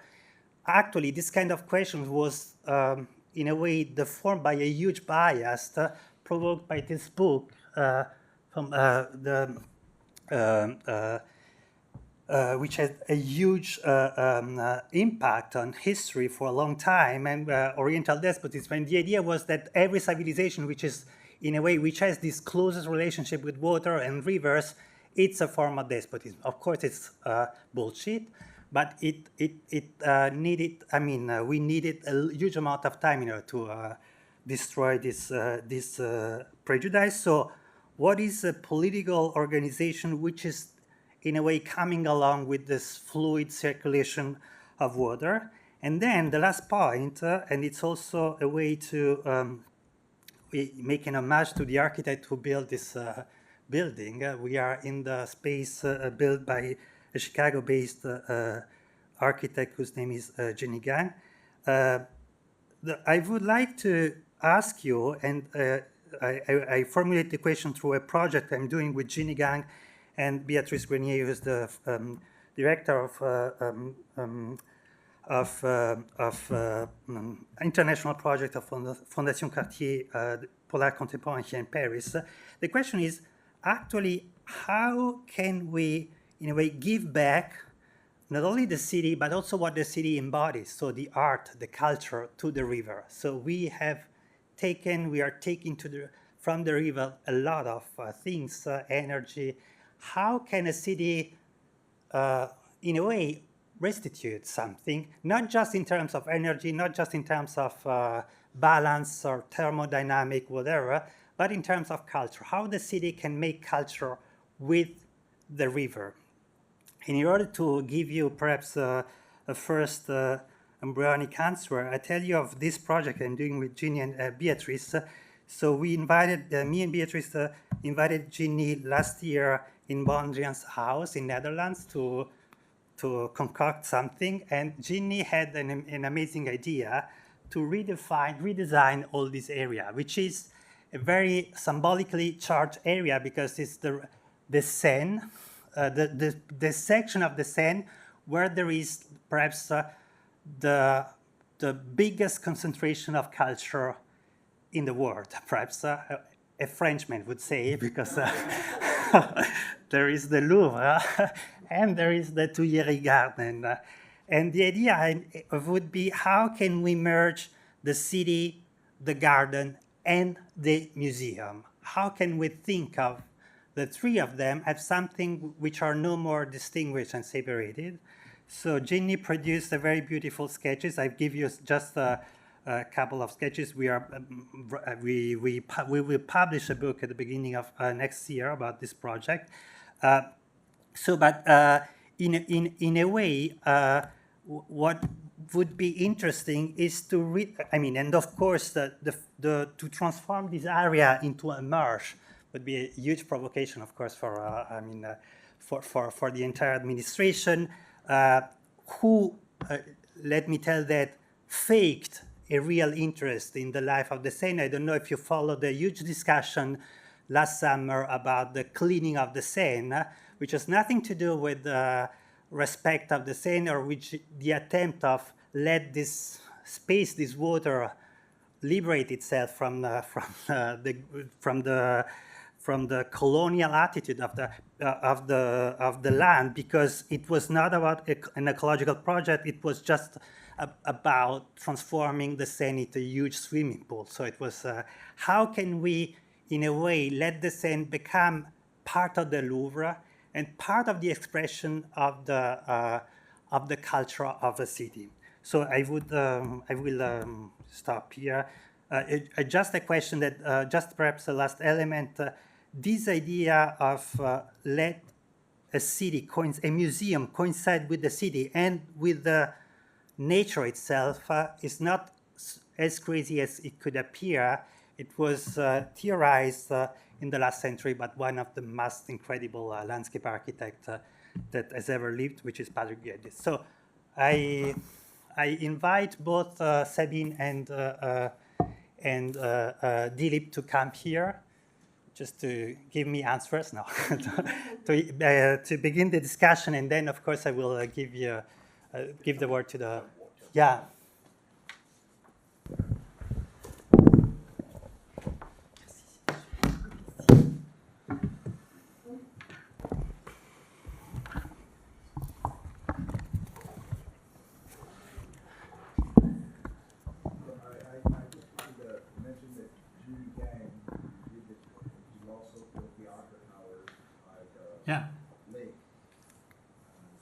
drew the inspiration from the Seine, this route, the waves, and then defined down No, thank you so much. It's very important. Ginny was also very active in the restoration of the, zone just close to the river in Chicago. So that's why we decided to work with her. And it's important to, she's someone who really produced a huge amount of thinking about how an architect can rethink the city with a much closer dialogue with rivers. Thank you for reminding that. So who want to start?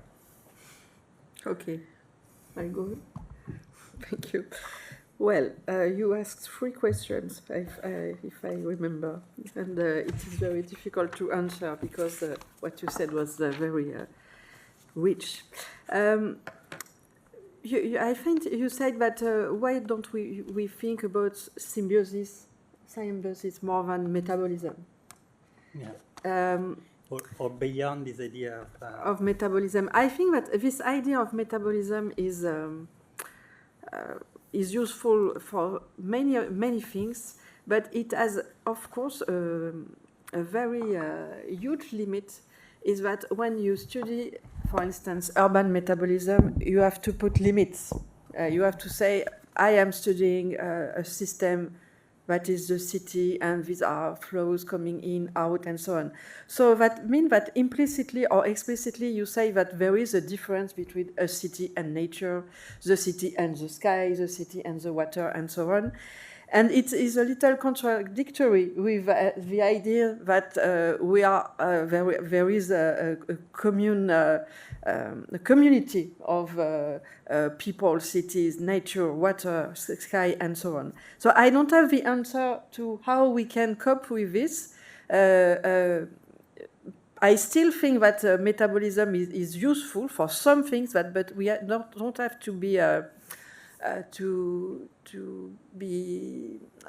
locked in this idea. And for me, it is very, very, very, very important.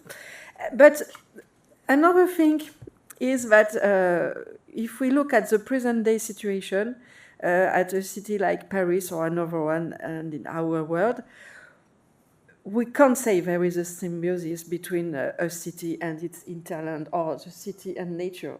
There is colonization. There is symbiosis means that you give, you take, and you give, and you exchange. Here there is an unbalanced relationship, and if you mentioned the love for plants, but I don't think that the present day agriculture is a symbol of the love for plants. It's the symbol of the hate of life. So I think we are, well, that's it. This one, yes, I have a little answer. You said, well, can we go beyond the distinction of land and water, land and sky, and so on? And in fact, for my PhD thesis, I studied the ways the soil, urban soil, was considered by physicians and engineers. And it appeared that during the 18th century, for most of scientists, and especially physicians, there were no distinction between air, soil, and water regarding the urban environment. All this was the urban environment.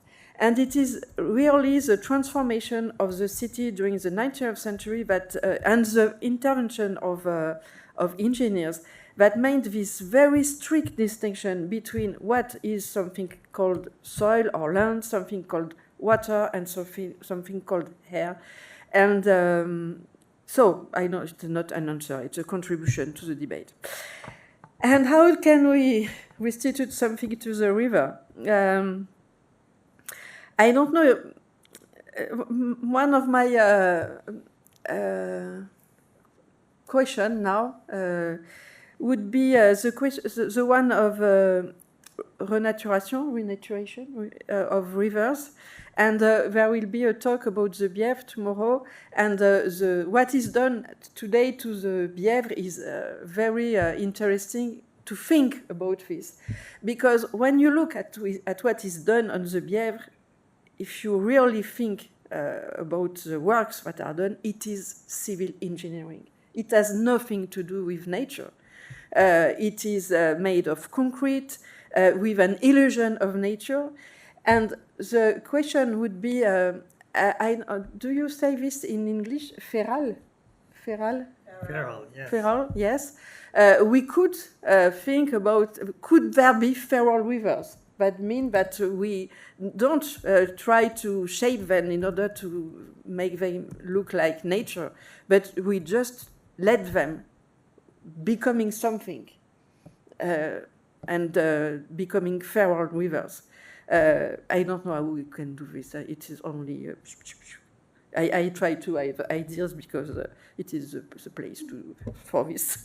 So, well, that's what I was thinking about. And I think that the question, one of the questions that is very important, if we think I shift a little to urban planning and so on, and perhaps design, is the question of dismantling. I think that one of what we should do is dismantle, and dismantle a lot of things.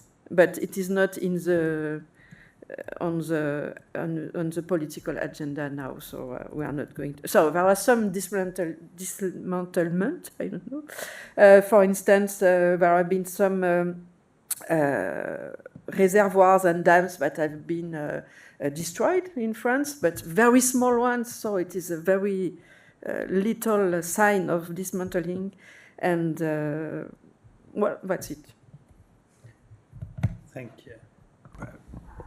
Do you want? I have just perhaps 1 minute of reaction, because I realized that perhaps because of the fact that I had to concentrate my intervention, something was not, a lot of the points were not clear. Just 3 points. When I invite you to go beyond metabolism, it's because I think even when we are looking to nature and we are reducing nature to a purely thermodynamic balance, which is the concept itself of metabolism, we are in a way taking away the freedom of from nature itself, in the sense that whenever we are presupposing that species are gathering together because their need of producing a thermodynamic balance, this is first of all from a purely empirical point of view not proved and not provable. And also it's a way of community which is extremely reductive. That's why perhaps we should both liberate the non-human species from this idea of purely physical community, and then liberate ourselves in the act of having a relationship with the species from this idea that the only point that we have to focus on is the carbon footprint. Because this is no more a question of urban planning. It's becoming just a fake natural law, which is like, in a way, projected on what we want to do with those other living beings. And just the second point concerning sky, it's not a question of, I was not speaking about air, I was speaking, there is a clear distinction in our attitude toward land and in our attitude toward the sky, in the sense that clouds for us have no history because they are in perpetual movement. And we have this, whenever we are going around, we are not reproaching the sky to have changed the form, whereby whenever someone is changing something on the land, we are in a way getting upset. So we allow what is happening on the sky a freedom which we are not allowing to the territory. So how about to, in a way, to switch this attitude? How about to think of the land as another form of cloud? In a way, Dilip was proposing us to consider a cucumber a piece of ocean. What about to think of Europe, the continent, as a piece of cloud, a much more solid cloud, but it's a cloud. So let's let them be a little bit more of, inventive. And then the question of what to do with rivers, I think we have to start to recognize to rivers or to nature a cultural existence. So it's not just about rewilding or restoring. Those entities are also cultural entities. How can we interact with them? That's why in a provocation I said, let's merge the Louvre and the Seine, because we have to finally restore the cultural existence of those elements. And I don't think that the solution is to say they are nature, we are culture, because this is exactly what produced the problem. And if we are just keep doing the same, I think we are just worsening the situation. But just in order to perhaps clarify my question, so sorry. Yes, in the way I approach issues like this, which I fully agree with you in terms of speaking across these lines that we have drawn. There's a whole lot of me. I mean, I would say like 50% of myself that is actually in the world of the oppressed.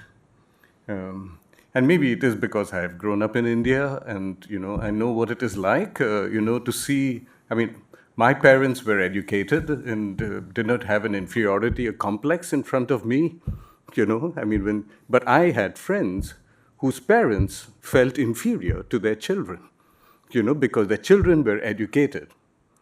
And it just made me feel miserable, I mean, how is it even possible that that kind of a condition can be created? And then I realize, as I have gone through, I mean, there are two things, that I live by. I mean, I would think that there's this kind of a motto that people don't see things differently, which is how perhaps the United Nations would like to see the world, but they see different things or no things at all. Now, is it possible for us to entertain that level of difference? That level of difference, because that level of difference is almost pure speculation. I mean, and that is why I love design, and I love the humor of design. That we can play with this, which is what I feel you are drawing attention to, that we play with these thoughts. And what I find is that the way in which we have gone with terrestrial rivers is that we're taking them too seriously. We forget actually that they are there by sheer, impulse. I mean, when water crosses a line and we call it flood, I mean, for God's sake, it's a line I have drawn. When are we going to realize that? And say, okay, if we accept that, then maybe we can be more open, perhaps, to other people seeing different things, or no things at all. This humor, actually, of looking at empirical science with the sense that we have guarded our facts and placed them beyond critique is something that I find to be the source of oppression. I mean, I can't believe, I have, when I came to this country, not to this country, to America, critical theory was all the conversation. We learned Hannah Arendt, we learned Horkheimer, Gadamer, there was this whole, from the phenomenologists to the critical theorists, etc., was sort of ingrained in us. And then I realized that there are all these facts that no one seems to want to question. There are these things that we have constituted that nobody wants to question. So when you challenge us, for example, with the notion of the Amazon, and that the indigenous populations have, they're part of their world of treating what we consider to be wild and cultivating the wild. I mean, it is like the way the Native Americans around the Chicago area, in the Illinois rain shed, deal with wild rice. They have a beautiful way of harvesting wild rice. I mean, what's wild about it? I mean, they just allow, when they beat the stalks as they're going in the canoe, and then, I mean, it drops the seed in and then springs back, dropping seeds around, actually, and that would prepare the next crop. Now, this is wild, but what a fantastic agricultural system that we don't consider agriculture, for some reason, just because it seems like it's just foraging or something. But to me, it's a beautiful, clever way of actually sowing and harvesting. So I just think that, beginning with that, I mean, I think there's a lot there that loosens up once we are open to the fact that we have constructed objects in order to observe them. So we have constructed a situation like the Nile as a river in order to observe it flood. And then you've constituted flood ecosystems, everything around this notion. Now, you mentioned actually Carl Wittfogel, and his whole thesis was that river civilizations are the source of societal, successes grounded in, I forget the word he uses, but grounded in oppression of of an upper class and a lower class, And so but if I think of all the river civilizations, I know he spoke of the China river civilization, but if you just think of what we were all educated into, that there is the Egyptian civilization, the Mesopotamian civilization, the Indus River civilization, and of course the Huanghe river civilization. They're not river civilizations. They're all rain civilizations. Even the Nile is rain. It's the monsoon that goes to the leeward side of the Ethiopian highlands. So when I'm thinking of them as rain civilizations and the kind of flexibility, there is no source of domination that Carl Wittfogel actually saw in the running of rivers. These are fictions, actually, that have been constituted by historians based on river thinking. And if I think that there was no such thing as the Ganges, there was no such thing as the Indus, that these were rains that actually moved in many places, but like I said, they infiltrated their way around. So I can see it as actually infiltrating, saturating, exceeding, infiltrating, saturating, exceeding. That sense of movement is not a river. It's not flowing. It's actually a non-linear system that is going into all kinds of things, but we just don't have the ability and imagination to study it. And you mentioned something there that I feel really, thinking metabolism, metabolic activity. I mean, it's a more complex situation in which to understand change, rather than this simplistic understanding of change where we just create a reference line and we say, okay, the stuff moves. I think there is a lot there that gets to, I think, some of the issues questions that you raise. One more point that I will make is that the notion of the city, unfortunately, carries, like the river, it carries a sense of definition and an otherness, actually, that maintains an outside. So we call one urban and we call the other rural, and then, of course, we construct the peri-urban and you construct all this stuff in between. But if I actually begin to loosen this thing and just call it like habitation, that people have different modes of habitation, then I'm accommodating the Amazon, and I don't have to say it's the city. I'm just looking at how humans inhabit, And I find now that we have just found one language of habitation where we have no critique of certain fundamentals that we take for granted, including actually the limit of the city. I ask people, it's not where you see the city, or that you see the city. I said, where did the city end? And something else begin. This sense of extraction of the object, I feel, is really setting us up as designers, as planners, to seeing an object that we can somehow control. That's bogus. So it is not so much that we have to design participatory planning methods, we design things that are more open. We have to change the very object by which we are then working.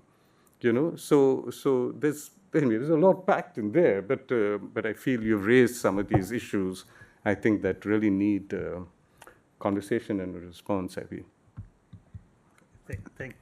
Thank you. Just a joke before giving to the floor the where there is, the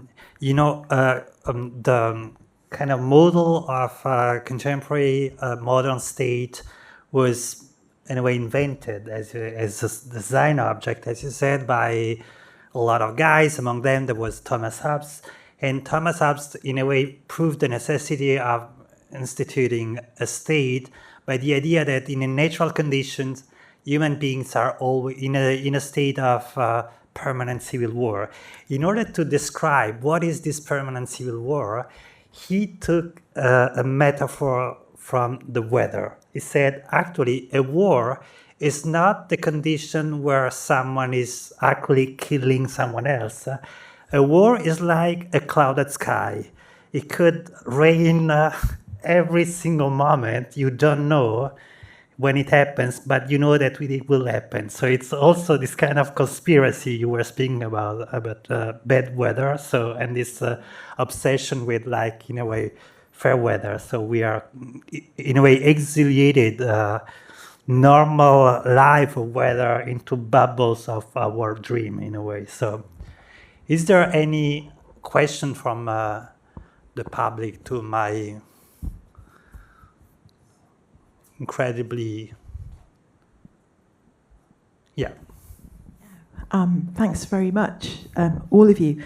I actually had a question for Dilip, and it was really when you were talking about the Ganges, and it was taking me back to something that probably started my interest in rivers, which was going to the source of the Ganges and thinking about that as a kind of pilgrimage route. And earlier we were saying, well, what is a river? And that I think nobody mentioned that sense of a river as a kind of maybe a sense of it as a kind of moving charge somehow in a landscape. That was my sense of watching people walking to somewhere, walking with them, but walking in a very purposeful way. So I'm thinking about that as a different kind of interaction with a river, and whether that comes anywhere near these questions. But I know that it's, there is a relevance also to the Bièvre, I suppose, in that there is a walk along the Bièvre, which seems to be some movement along a river. So I'm thinking, yes, a river can be extracted as a line, but what happens when people inhabit that line through embodied movement? Does that change how one would think of that line? Yeah. They never did that, until the colonizer showed them where the line was. I think this is something that I've really looked into in some detail. The source of a river is the start of a line. That's what it is, and that line has been drawn by surveyors. So I've got texts that I can show you of early travelers to India where they asked people, where does the Ganges begin, and they got no answer. It's like Herodotus, who asked the Egyptians, where does the Nile begin? And he says he got no answer from the priests, that he spoke to, and this and that. Not for a moment did he stop to think that they never saw a river to begin with. So when it comes to source in particular of the Ganges, there was a time in which they saw, as to some extent, as Aristotle said, that the mountains are sponges, and that they hold the rain, and that rivers begin from mountains. Rivers begin from mountains, not from points. They began from the mountain range, and so he said they're like sponges, and then from under them, it's the same thing. Vitruvius also said the same thing, actually, that mountains, that rivers began in mountains, because mountains were like sponges. So the sense, actually, that in India, they have something called, the Hardwar, the Gaumukh, which is the mouth of the Ganges, mouth of the cow, Gaumukh, the face of the cow. There was a time when it was the mountains, And people went on pilgrimages when they reached the mountain, and this thing, they just dispersed to different peaks. Because they were not looking at the mountain, I mean, the source of a river. They were just looking at the sky. It was an opportunity for them to indulge the sky, you see? And so everywhere they were immersed in it, in a thing. And so that is what the mountains were used for. They did not follow any line up there, you see? I mean, if you just think of and I just laugh, at this. And I found that, there was a particular person, I forget the name at this point in time, it's in my book, but who asserted that Gangotri was the source of the Ganges. Immediately, actually, he got opposition from other points where, there were temples, who said that now you've said that, people are not going to come to us, and give us money. So it became a competitive, this is nothing but a capitalist move. And so people have been exploiting this thing. So this whole pilgrimage thing, it's the same thing with Varanasi where we studied. Rituals have been constituted and constructed in order to appropriate land. And so they've taken pilgrimage routes and said, the ancients walked like this. And they say, and so now then the city comes in and says, okay, that land now has to be appropriated. And they pay people a pittance and take that land, or they just grab the land, with this pretense of some ritual. No, there's a lot of mischief in this whole thing, and it really begins with rivers, and this notion actually that is a river and the line. I was just talking to Duncan about this. I think that when you talk about weaponizing rivers, rivers were constructed in order to be weaponized, So to see it that way, it's really a very clever way of I don't know, just taking stuff from other people, Thank you. of colonizing. Other question for Sabine or Dilip? Yeah, over there. Two other questions. Go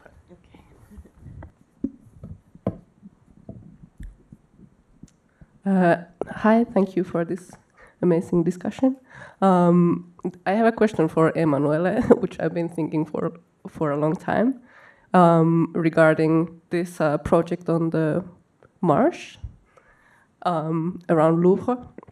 So how are you considering your approach to this assemblage of the urban soil when studying this question of whether it's possible to merge the river and the marsh and the museum together? Yeah, so perhaps this question is more for Sabine because she's no, in the sense that I said that she doesn't want to work with us. No, because when you're looking at, but that's why I was, calling for your help. When you're looking at the ancient images of Paris and the river, you see that there was a much more intense relationship between the city and the river and the Seine in both senses, and that at a certain point, in a way, the city gave its back to the river and stopped to live really on the quay, on the limit of the river. So from this point of view, I would say that we have to perhaps go back to this kind of design, because really what Dilip and also what Sabine showed is that what we call Seine is not a natural object, is a complex hybrid entity made out of design, law, customs, and because of this artificial nature, it can be totally dismantled or reshaped differently. My point would be, I'm not answering directly to your question, more than the pedological issue of the soil, my major point is how can we think a museum as a river in terms of, in Dilip's terms, in both sense of a museum is in a way the gesture of a city of collecting the mass precious object of its past in order to give an image of itself and to think of the future. So it's an encyclopedic project. And to think in a way, a museum as a river means that you are acknowledging that all those objects come from elsewhere. They are not from you, and they are also going elsewhere. So this is why it's interesting, even from a symbolical point of view, to think of this coincidence. And then it's interesting because perhaps museums should think of themselves as a space of circulation more than as a spaces of possession, of ownership. And then perhaps museums should take example from weather, in the sense that perhaps instead of thinking of the past as something which is always there, what about to think of the past as weather which is always changing, and also sometimes it's becoming a tempest or a storm and so on. But it's a way not to answering to your question. There was another question there, yeah.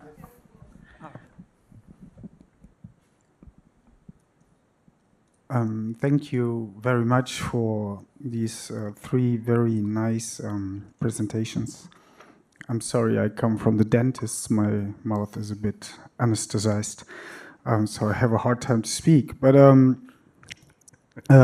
what was just mentioned makes me think of a few ideas that perhaps you are already familiar with, but this idea of the museum and the Louvre makes me think about, and this is connecting also to the conception of how we see rivers and objects, or rivers as objects, is the name of the Tuileries, which les Tuileries, even if you live in Paris, you take it just as given, but it was actually a tile fabric there, which is the translation of Tuileries, and the tile fabric is there because there is in the ground some sediments that the river Seine brought there.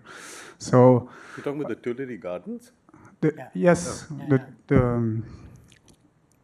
and so it's not only the Louvre Museum as a river, but the whole area. But I mean, your area is some kind of idea, but the whole place actually is already made by the Seine, and you find the names there, but the way we see these names, we don't even have the connection to the ground, to the soil, and then also the tiles.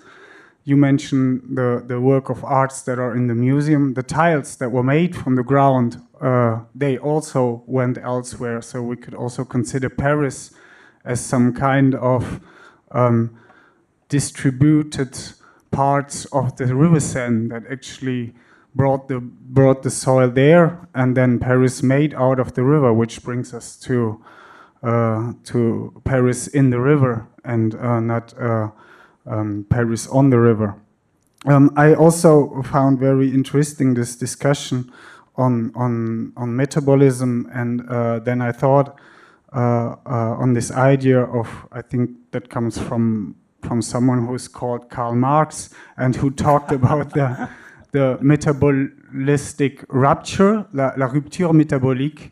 We talked a lot, the rift. He calls it rift. Yeah, it's in French. It's rupture métabolique, and because we were talking about what it means to dwell, what it means to inhabit a land, a territory, or a watershed, and I find it very interesting what is coming out of your different conceptions of it, where we have one weather idea of dwelling, if we can call it like this, and then the approach which is more metabolistic and where we can see flows and where flows are defined, and perhaps we have to discuss this tension here, because this is a tension I find where we can ask ourselves, how do we dwell our cities and our lands in the upcoming years?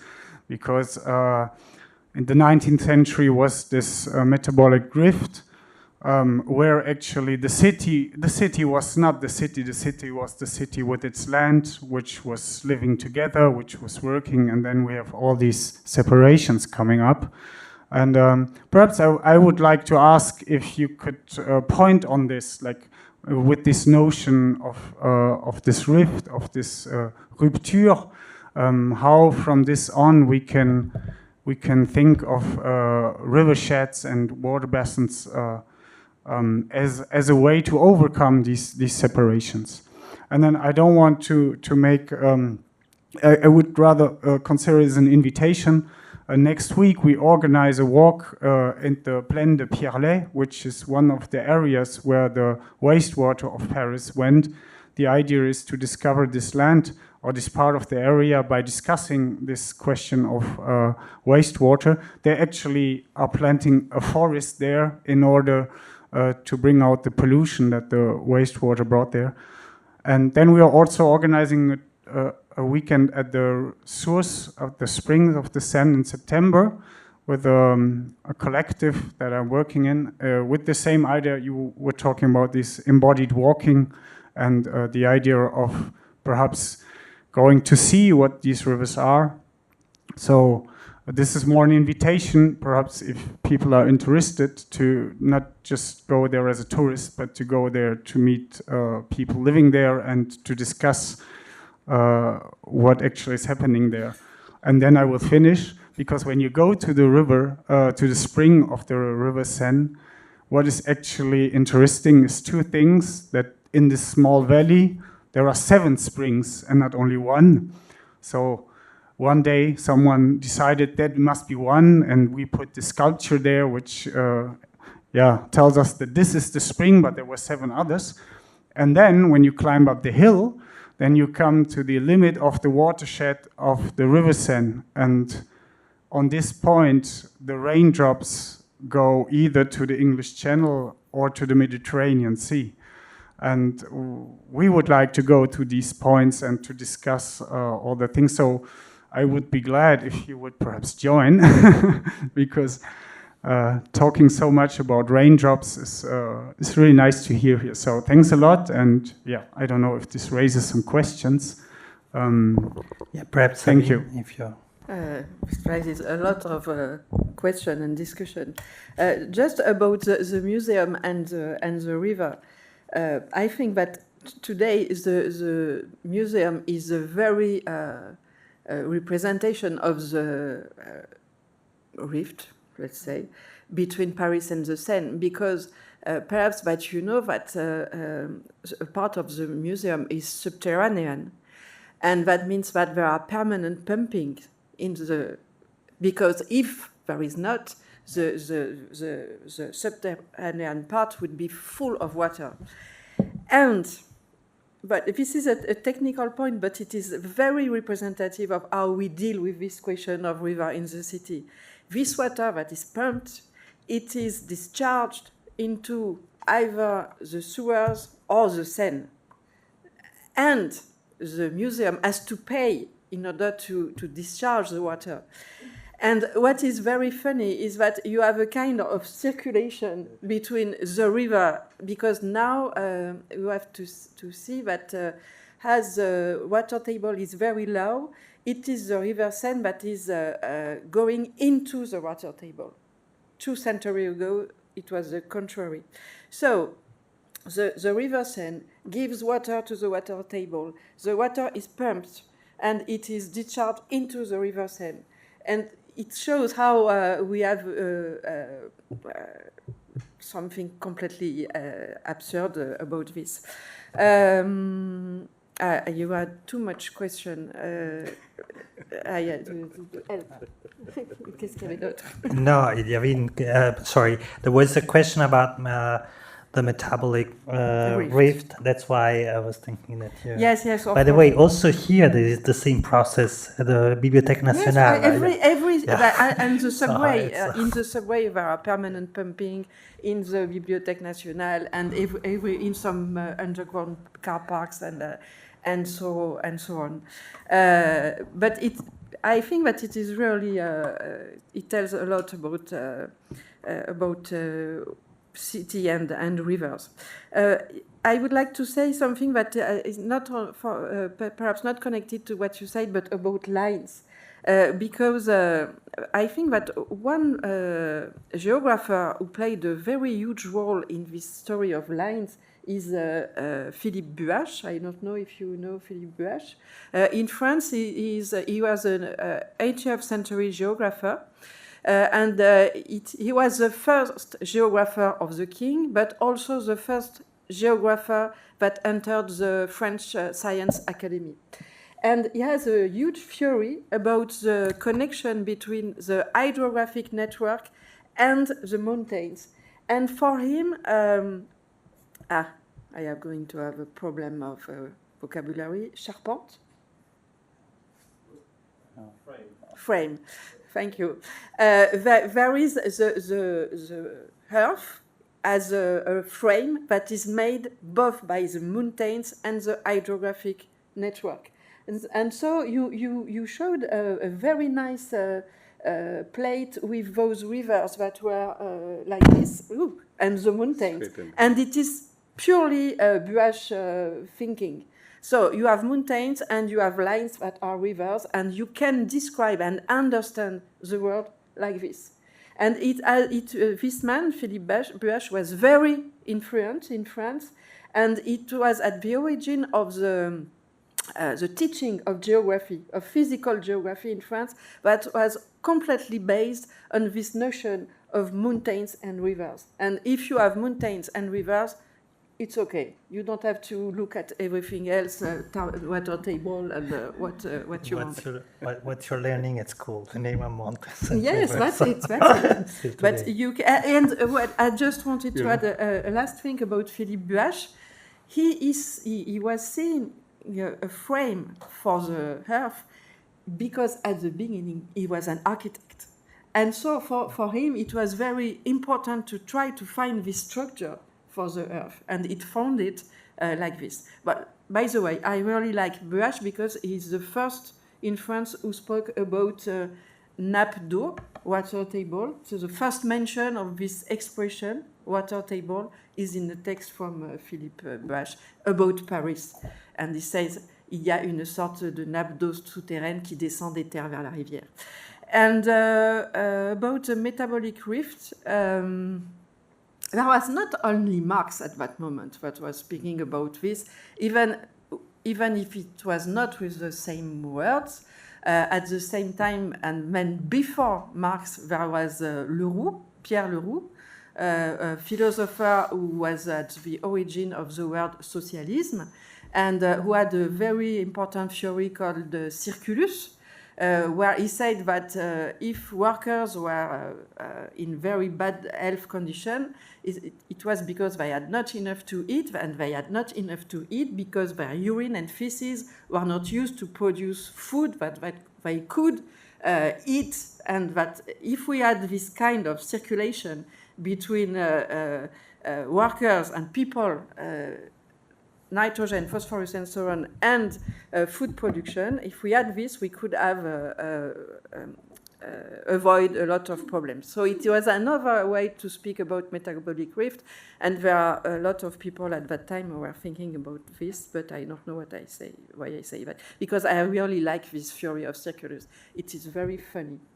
And what is interesting is that when we were speaking about circulus 20 years ago, everybody was laughing because saying, oh, this Leroux is really funny but stupid. And now everybody says, this Leroux, he was very clever. And I am happy for him. Yeah, sure. One of the issues that I feel we take on, is the distinction between understanding, a whole part reading of the world. So even when you describe something like river as, terrestrial system, or river as, that is something that we avoid, actually. And so we're talking about a material condition of immersion that is very different from this understanding of river. So I'm not talking about a river as. And that is why we change from water to wetness. Wetness is not water. Wetness is a non-binary understanding of substance. And so it is a primordial condition. Once I get into a river, once I get into water understanding, in which it's water versus land, then I'm referring to water as not land. So I'm already trapped in a binary. So that is the divide that I see. It's the divide between water and wetness. So if you consider that, I don't think there's anyone who's really looked at seriously wetness as a condition of habitation, because then you're not talking about an other. So you begin with a non-othering. There is no othering to the thing. So and this is where I find that ideas like grafting and even notions of the museum as these places of movement rather than housing. I think these are wonderful for me transitional ideas that we love to actually use in design as a transition from Paris, on the Seine to Paris in the Seine.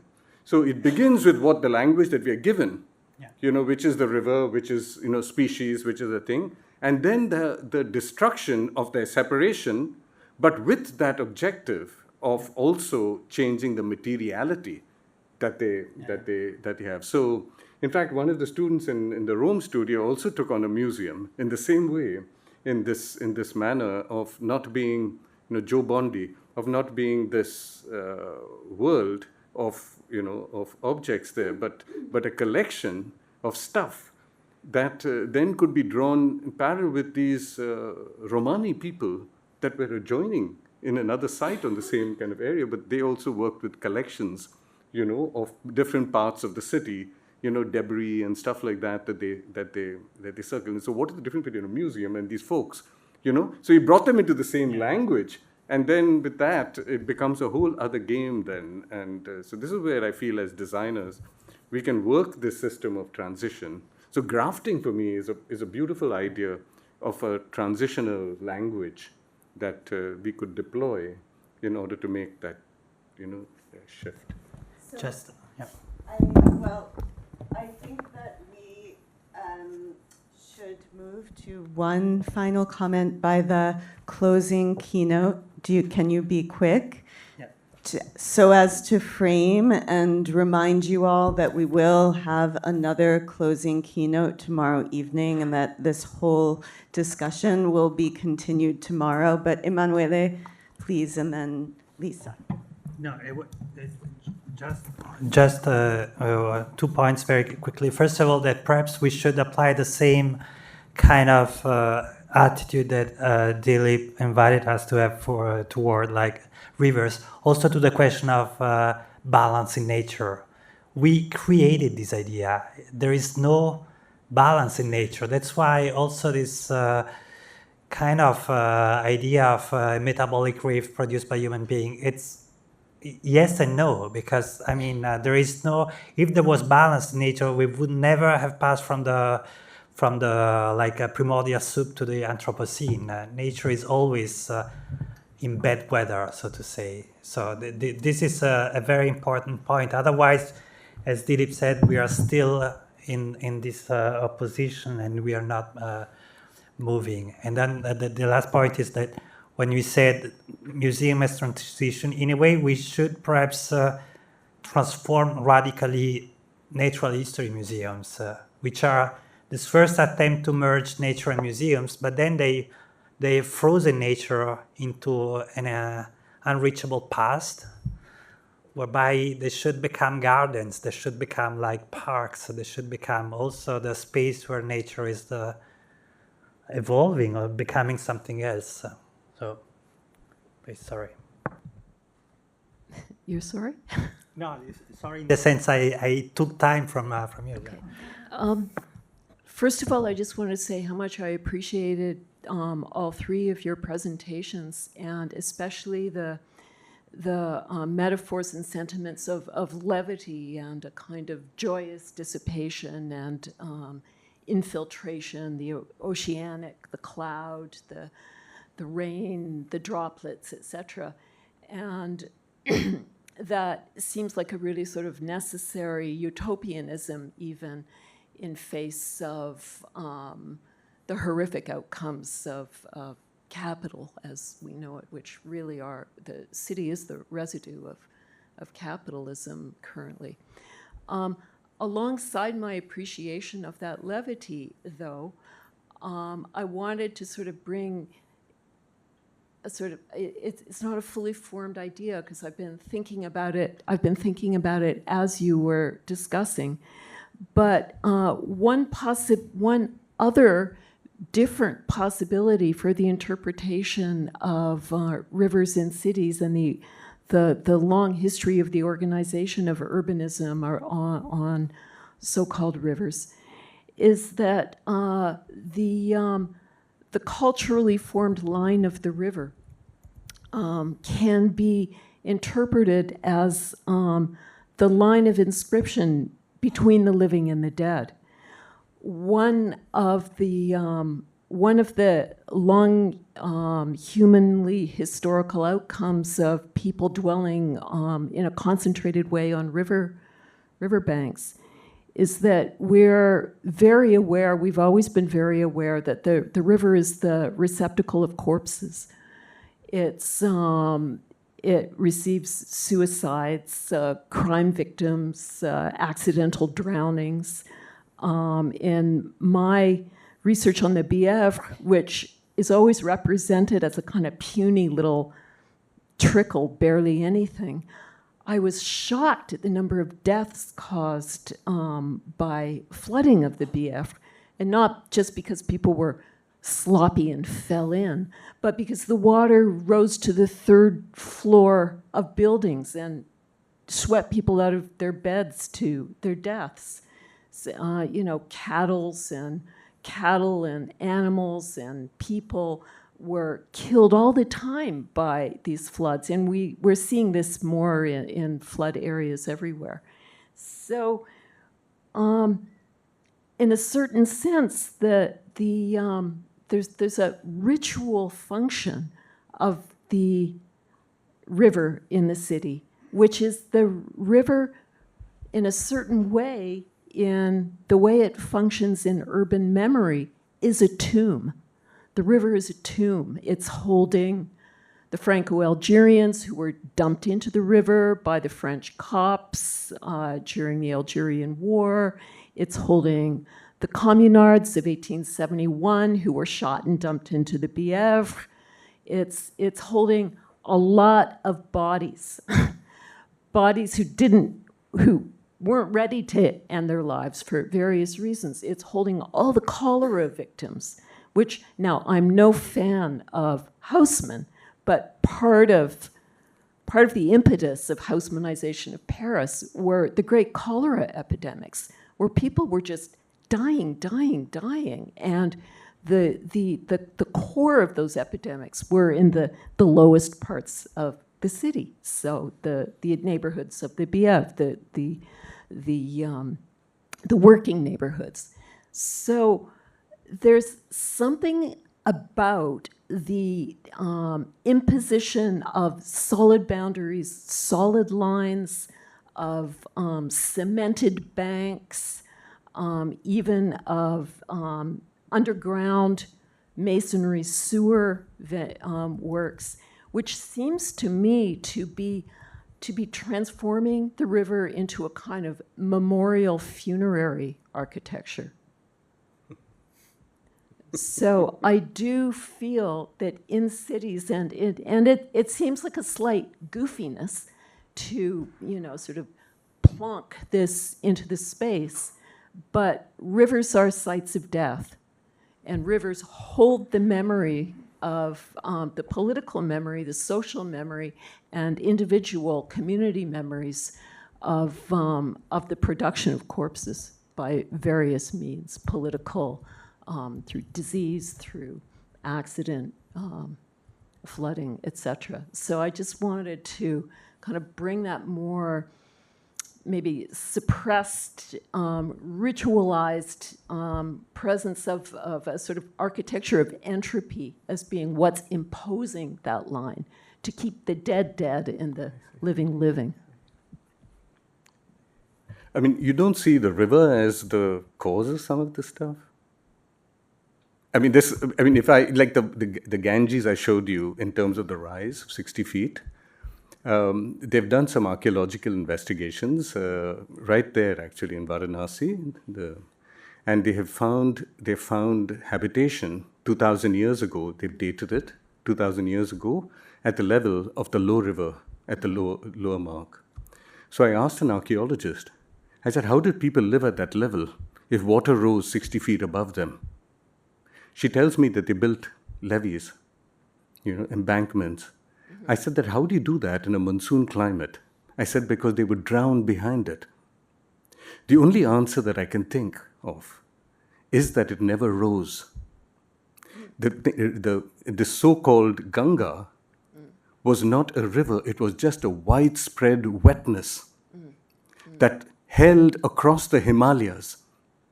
Every drop that fell just went into the earth and just held where it fell. Yeah, well, for sure, masonry banks are creating floods. But what we don't have is an imagination to understand the multiplicity of the small across miles of 2,000 miles in this thing of mountains, plus plains that have all been destroyed of their infiltration holding systems.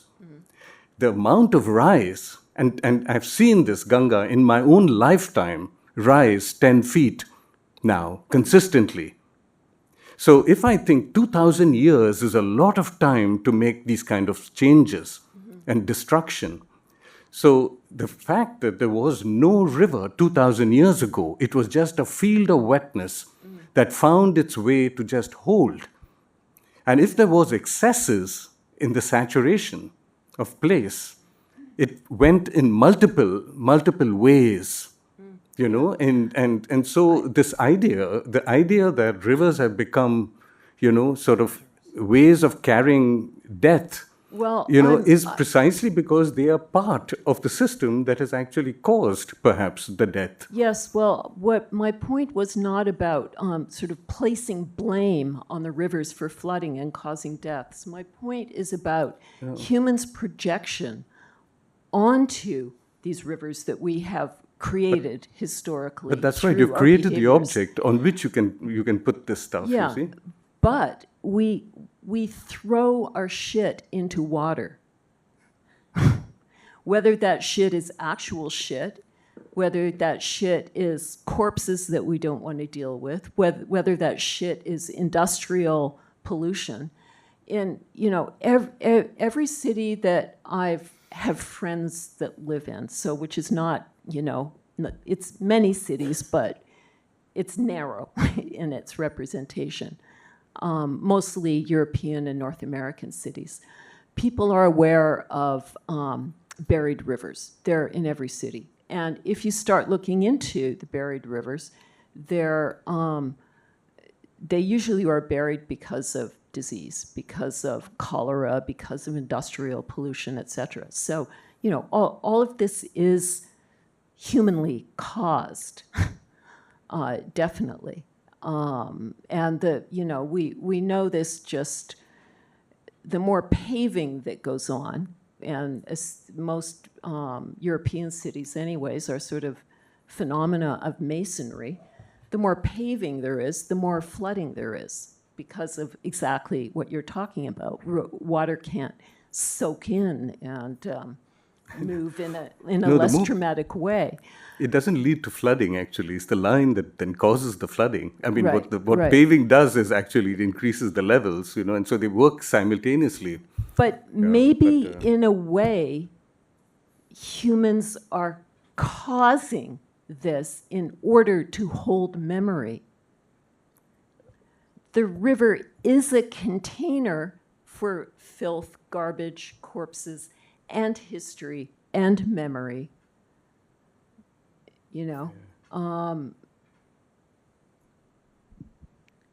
I'm going to, it's a tomb. I think we should leave it there because this will continue tomorrow, and at the moment, I just want to speaking of water, allow people to get some libations back there and some snacks, which we've prepared for you, and you can consume them out here or go out on the terrace. But thank you so much, and I'm so happy that this triangulation happened at the end of the opening keynote.